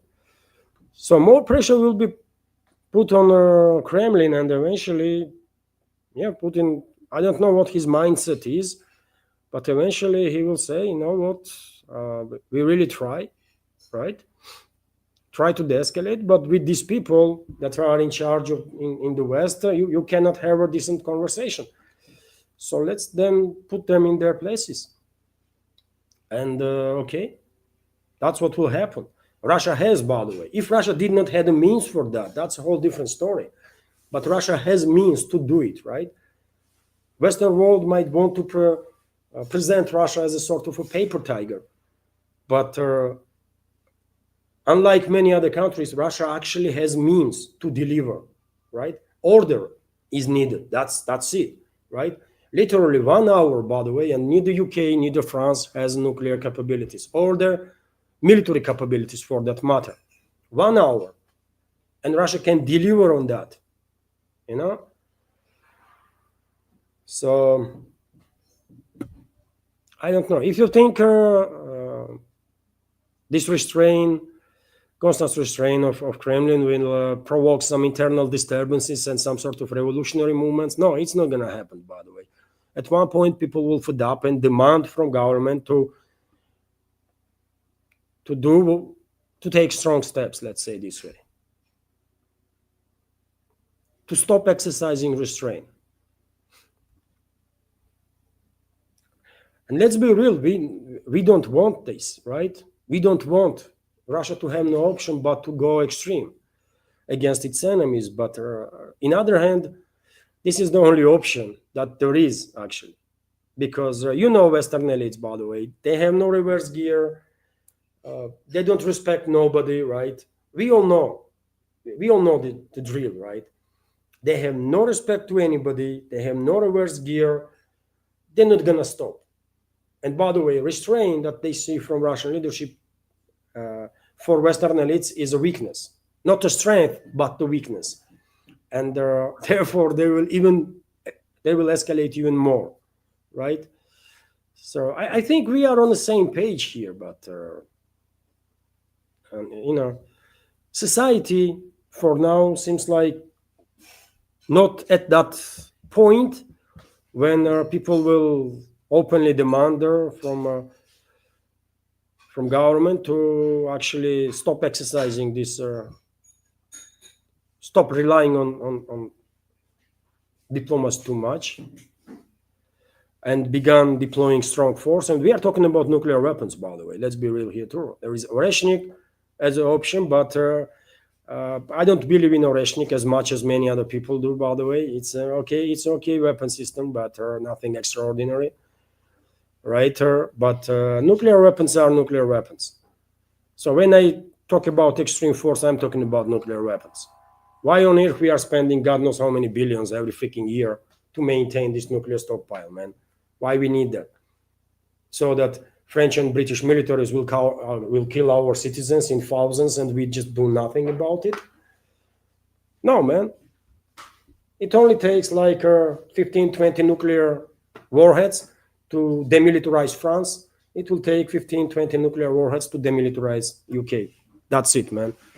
right? Let's do it. I'm for that, man. I'm 100% in support of that. Fuck Areshnik, man. It's just more like PR stunt, man. Once it was used once, and then, I mean, did you hear anything about Areshnik? No. So I don't care about that. Nuclear weapons, by the way, they will do the job. Nikos, Levan, the elites have bunkers with their food for 80 years. They want to take Russia's resources in order to save their economies. They will do everything. So can the Russian people handle that? I mean, we can handle anything, by the way, right? Russian people can handle anything. And yet again, remember, I believe Putin was honest when he said that if there is no Russia in this world, why would we care about the world itself? And if it comes to full-scale nuclear exchange, we will die and go to heaven, and the rest, and our enemies will just simply die. I believe he was honest while saying so, right? And so at least in his mind, he had thought about deploying extreme force, right? He is refusing to use this force. There was discussions, and still continues, by the way, discussions in the society about this matter, and he's resistant for their idea. But for himself, he definitely had a thought about that, right? Otherwise, why would he say something like that, that if it comes to full-scale war, then, we will die and go to heaven? Because he understands perfectly well, and as I do, and I guess all of us, that full-scale nuclear war means end of humanity, right? And Putin said, we will die and we will go to heaven, and our enemies will die, and that's it for them, right? And we'll go to hell. I cannot add that. But, was there any... No? So, we are ready for anything, really.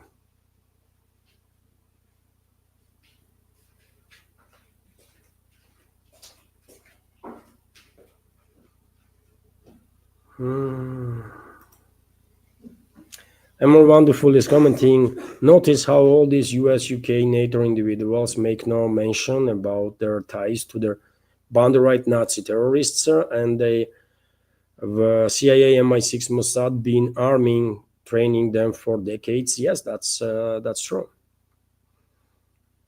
They are looking other way, by the way, in the West, right? They don't want to see this true, but true will catch up with them at one point. They might want to ignore it, but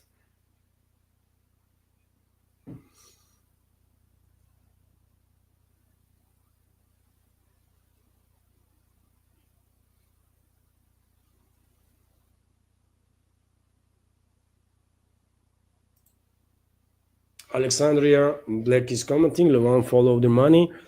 That's a good advisor for sure. In many cases, just follow the money, and you might find out, you might see answers to your questions. Yeah.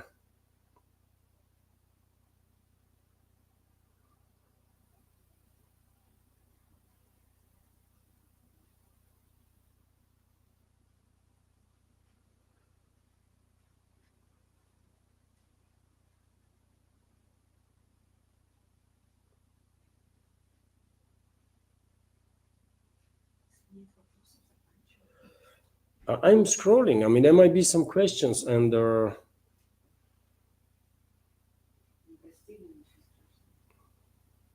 my wife is telling me to end the stream because no questions, but it's a fundraising stream, isn't it? So ideally, I have to continue until we will reach. That's the idea of fundraising stream, no? I don't know, really. I mean, she's saying that I'm. I somehow I managed to get cold, by the way, in this heat wave. I wake up today, like, and I was feeling like, do I have temperature or something? But I am okay, man. I'm doing good.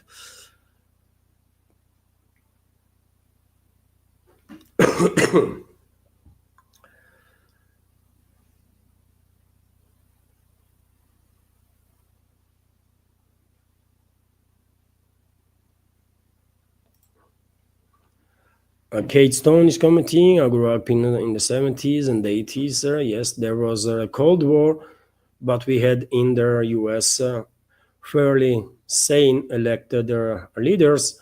At that point, yes. At that point, yes. It is very unfortunate what US political class has become, isn't it? Because during the Cold War, even most tense periods of the Cold War, somehow Moscow and Washington was managing to find common ground, at least on certain topics. But now it seems like political class in the West is so out of touch with reality that they are just unable to talk to us, or unable to take in account anything that we say, right? This narcissism, this ego, this sick idea of being exceptional or something is playing tricks with their heads of the Western ruling class, including ruling class in the US. And it will not end well. I mean, I think, but you know, it cannot end well when such type of people are in charge of country, at least formally, right? In charge of country, even if some other forces are pulling the string from the shadows. I mean, still, by the way, I mean, that country could not end well when such a people being used for decision-making processes.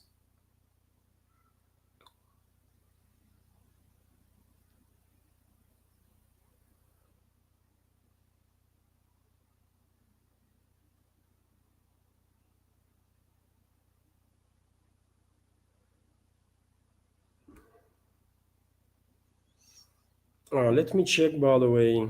Let's check some media outlets, maybe for some news.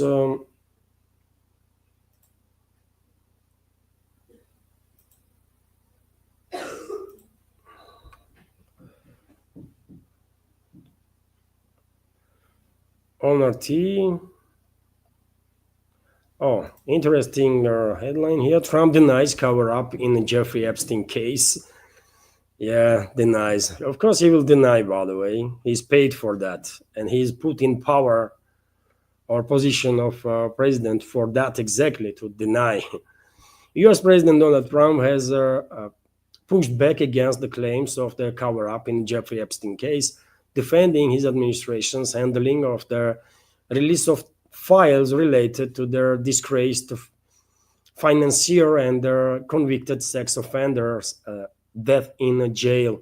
Some of Trump's allies, including journalist Tucker Carlson and former advisor Steve Bannon, have criticized the report by the Department of Justice and the FBI, which found no evidence of list of powerful individuals to whom Epstein trafficking underage girls. The report also found no signs of failed play in Epstein's 2019 death at the Manhattan Correctional Facility, which was ruled suicide. In a True Social post on Saturday, Trump claimed that the Epstein files were created by prominent Democrats, including former President Barack Obama and former Secretary of State Hillary Clinton. They created the Epstein files just like they created the fake Hillary Clinton Christopher Steele dossier that they used on me, and now my so-called friends are playing right into their hands. This Trump is so fake, man. It's such a disgrace, isn't it? Yeah, maybe they think in the White House that, well, they can blame now this on Clintons and the Democrats, and people will stop asking questions. But I don't think U.S. public is willing to look at the side again. They did it many times, by the way. US public never really demanded answers for 9/11, did they? Some people did, by the way. Small group of people, but in general, did public demanded the answers for 9/11? No. And we all understand it was an inside job, right? It was CIA, by the way, Mossad, with active participation of MI6 and certain secret services from the Middle Eastern countries that orchestrated all that, right? And that was done so that US then openly would be used as an enforcer of the globalists on a world stage without any challenge, right? And they did went to demolish, by the way, quite a number of countries, right? After 9/11. And they are still in the business. Just a couple of weeks ago, they were bombing Iran and will continue to escalate in the Middle East, by the way, give it another several weeks, and they will start phase 2. But maybe this time people will demand some answers, sir. I don't know. But Trump is such a disappointment, man. Trump's administration as a whole is such a disappointment. I mean, some people had some high hopes on Tulsi Gabbard. She's completely disappeared, by the way. And at one point, remember, at one point she came up and said that Trump's statements about Iran's nuclear programs is correct or something. While like a couple of weeks earlier, she was saying that Iran is not working on freaking nuclear weapons. Such disappointment, man. But, you know.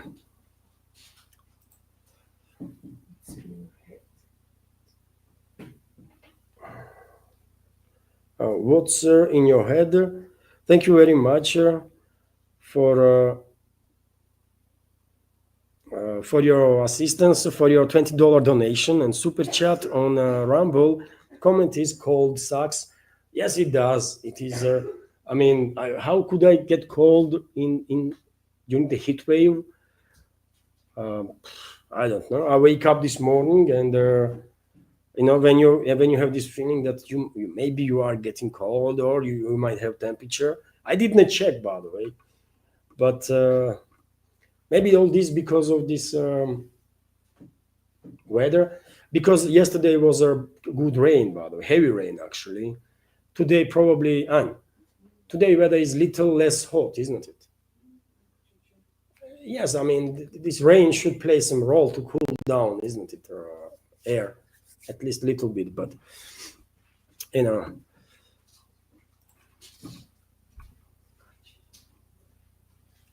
Let's see what this news is about. TASS news agency is reporting, based on Fars news agency, that Iranian president wounded in Israeli strike on Tehran on June 16. Really?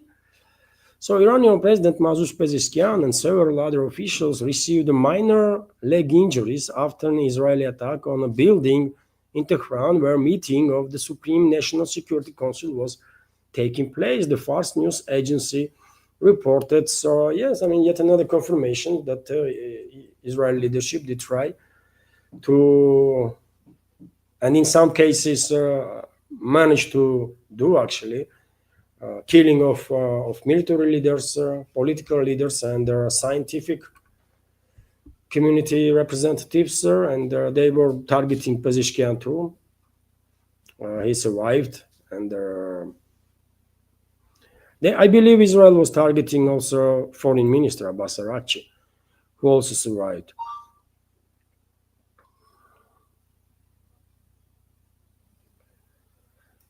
Let's see what this news is about. The Ukrainian armed forces lost about 1,220 servicemen in their zone of special military operation in the last 24 hours. Significant losses, obviously significant losses, especially if you take into account that right now there are no large-scale or at least sectoral scale offensive operations that are on a line of contact.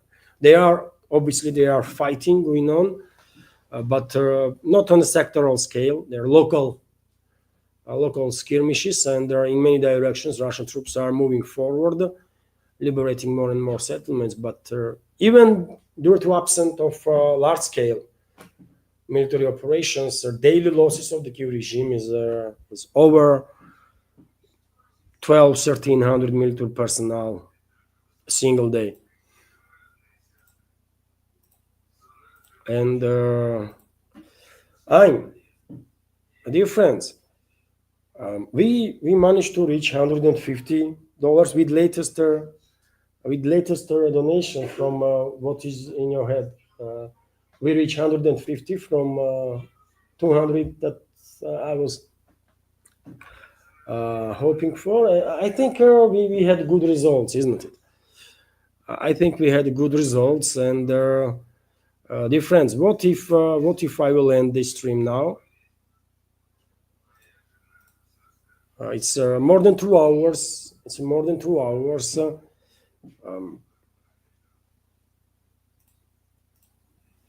That this stream is on air.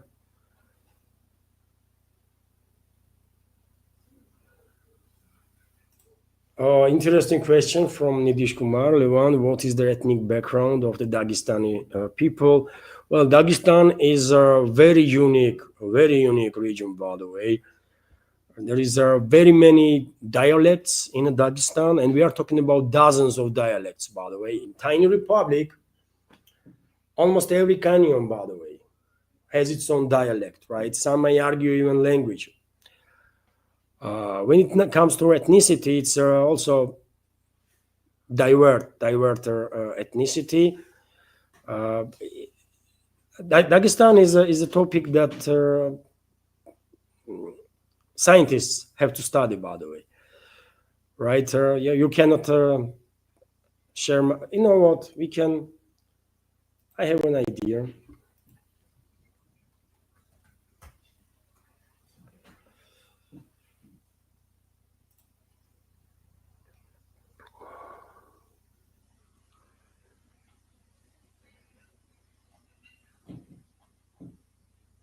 Just a sec.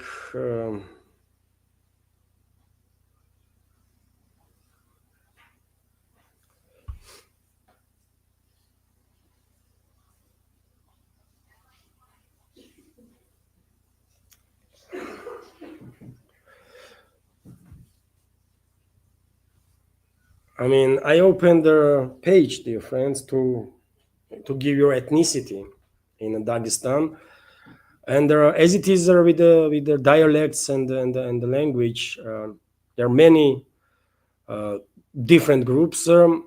Ours, by the way, that is Andibi, Archin, Akhwakh, Bagul, Beshtensi or Beshten people, Baltic people, Ginuk people, Godober people, Gunzi people. I mean, it goes on and on, by the way. And I'm obviously not an expert in Dagestan, but it's very diverse. It's very diverse. I know that much, especially when it comes to languages. Almost every single village has its own dialect. You know, it's very unique in this regards.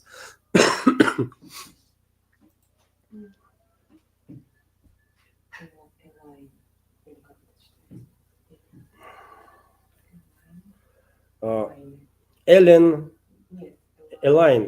thank you very much for your $25 donation through PayPal. Personal gifter. This is the comment. Thank you very much, Elaine. Truly grateful. And dear friends, I will scroll now to the end. If I see any questions, I will react on it. If not, then we almost reached the goal of the stream. Now we reach 175. Right? So we almost there. So I will go scroll now, and if I see any questions, I will react on it. If not, then let's end a stream on that. I'm considering stream success. Thanks to you, dear friends. So truly grateful. I see a question. Rafael Ligond is asking: is Medvedev strong enough? Is he sees the and feels like Putin because of this weak knees can cause Russian damages by be like Leonid Brezhnev and force change in the leadership. I mean, yet again, I can see your question. Maybe you sort of, seeing parallels between, or maybe you are predicting that at some point such parallels may exist between the Russian president now and the Brezhnev. I don't see parallels, by the way. Brezhnev was like a zombie, for God's sake. Brezhnev was kept alive on medicines. In his late years, by the way, he was like zombie, right? Putin is sharp. Putin is very sharp, right? So no one can say that due to age or something, he's declining in his intellectual capacities or mental capabilities. No, he is sharp. He is sharp, but and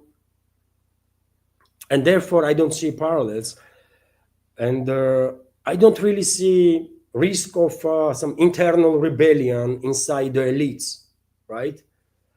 I don't really see such a risk because how successful Putin was as a president, by the way, and still is. I mean, one should keep in mind that you might criticize him for whatever you want, but he's going to go down in history as a great leader of the Russia, right? He became leader of the country after 90s catastrophe, by the way, and today's Russia is something like from different universe. That's how tremendous difference is, right? So that's how Putin gonna be remembered. No matter what, that he gonna be remembered as a leader that took country from devastating position and transforming it to a major powerhouse in this world, right? As because this is true. So therefore, because of his tremendous influence and respect to him, I don't think there are going to be some internal movements to kind of replace him within the elites. No, man, they would not dare, right? They are not even close to the weight that Putin has in this regard, right? So therefore, Putin himself will decide when he is moving away from political life, who's going to be successor. It's up to Putin, at least from current ruling party, by the way. I mean, Putin cannot tell to other parties who they're gonna support, but he can use his influence in United Russia party, right? So that whoever his successor is, because United Russia party has a majority support right now, probably whoever Putin will choose will receive a majority of the votes, right? But this will happen on his terms. I don't believe, by the way, in freaking revolutions or internal rebellions and that kind of stuff. I just don't see such situation in the country, right? I don't believe in that, and I don't want that to happen because it's not normal, right? Everything has to be according to law, and president is absolutely legit. He is a sharp, by the way, sharper than any other president or leader in the Western countries, for sure, by the way, not even close, right? And even if there is a differences in approaches in regards to special military operation, what kind of force needs to be used, how and so on, he is a president, right? Russian people voted and trusted in Putin's decision-making abilities, right? So let him decide then. We might be critical, by the way. We might have different opinions, but majority of this society decided that Putin is the person who should have a final say in extremely crucial, and complex matters as a special military operation is, and let him do it, man. Let him do it. So I don't see any risks, by the way, that they're going to be either rebellion or something like that. I just don't believe in that, right? When it comes to Medvedev's figure, well, when he was president, by the way, he was considered to be liberal, right, by many. And nowadays, I mean, lately, because of his post activity in social media, many people see him as a hardliner, right? But I don't really have strong opinion on that. Yes, based on his statements, one may assume that yes, he is probably more in support of deploying some stronger force to keep Western ruling class in check. But maybe Putin and Medvedev, that are friends actually, maybe they are just playing good cop, bad cop. Is that also a possibility? Maybe it is, right? So that's my answer, dear friends. That's my answer. I don't think there's going to be any rebellion or something like that in the country because of this restraint policy that Russian president is exercising. What I believe in is that longer this crisis continue, more and more people will join our camp of people who demands stronger measures to be taken against Western elites, by the way, and I'm talking about Western ruling class, by the way, right? Some stronger steps to be taken, right? And that might push enough pressure eventually at some point on Kremlin if like 30-40% of society, 50% of society fed up with playing games with the West, and if 50% of society and more will demand their stronger steps to be taken, then at some point Kremlin might say, you know what, yes, I mean, people are correct. We try diplomatically, we really try. Western ruling class did not listen, did not take off-ramp that we were offering for them for this long. And well, now only way forward is to use some other means, other tools, right? And Russia has these tools, by the way. That's the main point here, that we can do it. It's all up to Russian president. Will he authorize to put Western elites into their places? Or will he continue to tolerate this insane behavior of the Western elites? That's what we are talking about here. But if anybody dreams about some revolution in Russia and internal disturbances and that kind of stuff, it's not happening. It's just not happening, right? I literally don't see nothing that will tell me that there is such a risk, right? And I live here, by the way. I'm on a daily basis talking to people, right? I'm walking around and I see people. Whenever I have exchange of opinions, I see what their priorities is. So there is no such a situation here that one should expect some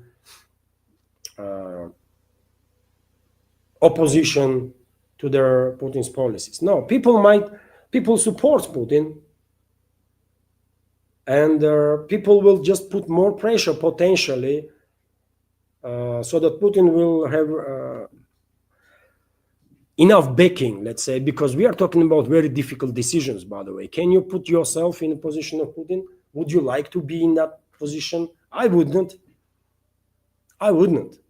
because it's a heavy decisions that one have to make, right? But when you are, statesman, that's what you have to do.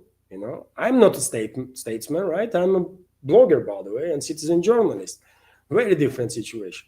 But when you are a statesman, when you are leader of the country, then you just have to make decisions that you might freaking hate, but it's not up to what you like or not. It's what is good for country and the people, right? And sometimes some very difficult decisions needs to be done to save your people and your country, right? And Putin is at that point right now. And I think eventually he might give her he might make, by the way, you know what might happen? He might make some press conference, or I don't know.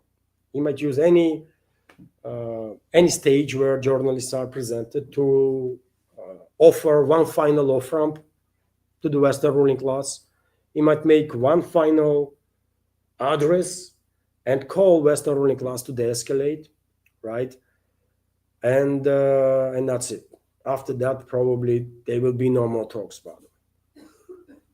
I think this is a possibility, and this will happen very soon, I think.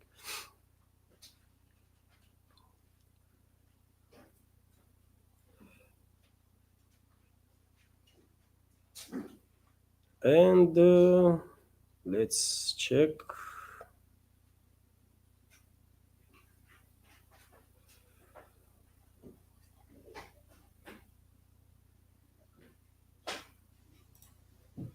Nitish Kumar is commenting, one heat wave can cause a cold, especially nose blockage. Your nostril moisture dries up and the irritation starts. I mean, thank you for additional information. You know about it definitely more than I do. And I mean, you are correct. Heat wave does some crazy stuff. That's for sure. You just feel like you are cold. You cut cold, but you know, and it's exhausting, isn't it? When there is this hot, by the way, it's just exhausting. In coming days, probably temperature will drop 2, 3, 4 degrees, maybe more. That will make life a bit easier. But now it's summer is rocking, by the way. June was very mild, isn't it, when it comes to temperatures here in Moscow? Very mild. But well, July, summer is finally here, and I should not complain. By the way, after all, I'm a southerner. I'm used to hot weather, isn't it? I grew up in Tbilisi, by the way, and in Tbilisi during the summertime, 35, 40 degrees is like nothing. It's a regular occasion, right? So I should not complain, and I'm not.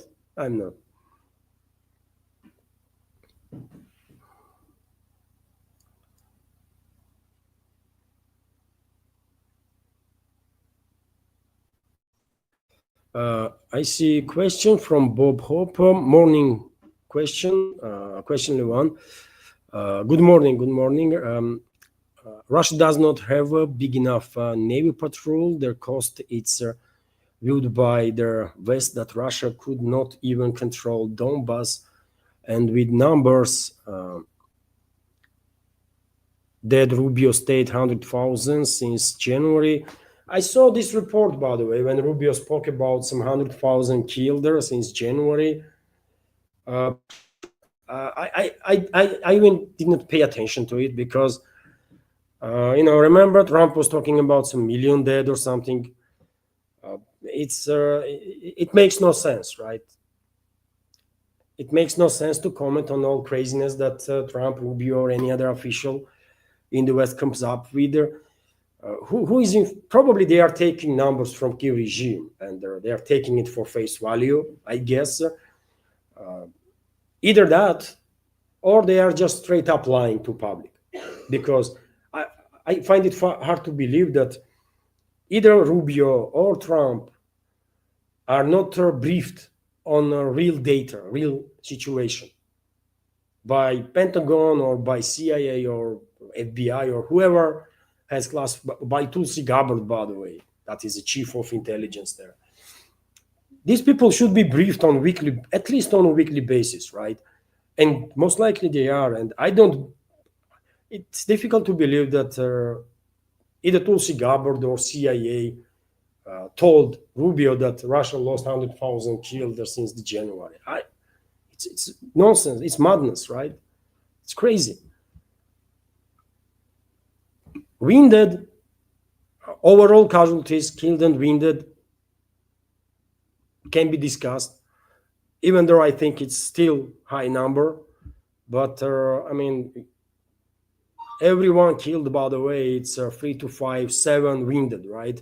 And this is a high intensity war. But if Rubio is suggesting that 100,000 was killed, then that, as a sort of experiment, that means that another like 500,000 or 700,000 were wounded.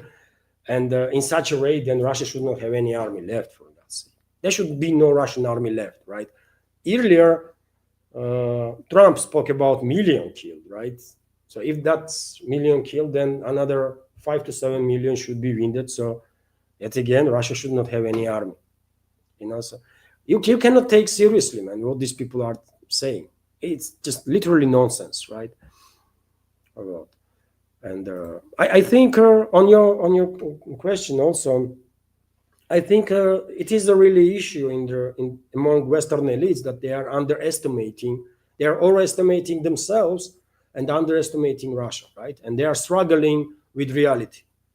They're just unable to face the reality through, and that pushes them into quite a dark place, right? From which then dictates their decision-making process. And it is unfortunate, but I mean, what you're gonna do? That's why I'm saying, by the way, with those people, you just cannot have. I'm all for diplomacy, right? I want to see real de-escalation, and Russian leadership wants to see real de-escalation. They were really clear. Let's address the root causes, right? If we are serious about resolving their situation, then let's address root causes that should be neutralized, so that this tragedy will never ever repeat itself, right? But you see a reaction of the West? No, they don't need that. All they are seeking for or asking for now is like 30-day or ceasefire or temporary ceasefire, so that their proxy Kiev regime will use it as a opportunity to like have a little break, right? Reorganize, receive more arms, and then to continue again. And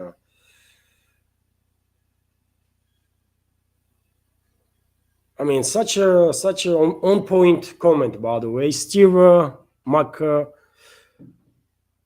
McArdle is commenting: diplomacy in the West ended when USSR collapsed, and I'm 100% convinced that is exactly the case. You have such a great pointer, Steve. I think yes, once USSR collapsed, Western ruling class sees itself as unchallenged boss in this world, and they began ignoring diplomacy as such.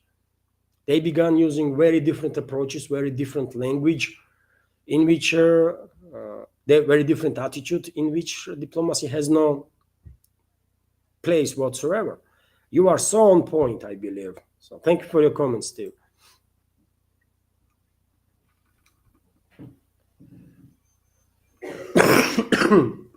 And dear friends, let's end this stream on that.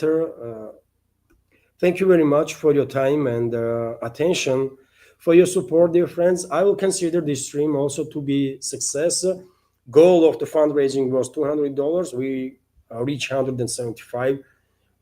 Thanks to your community, thanks to members of community that donated. So truly grateful, dear friends. This is a success, I believe, and this result makes makes me much less nervous for while working whole next week. So thank you very much. Have a wonderful Sunday, dear friends. Great weekend, and see you tomorrow. Bye for now.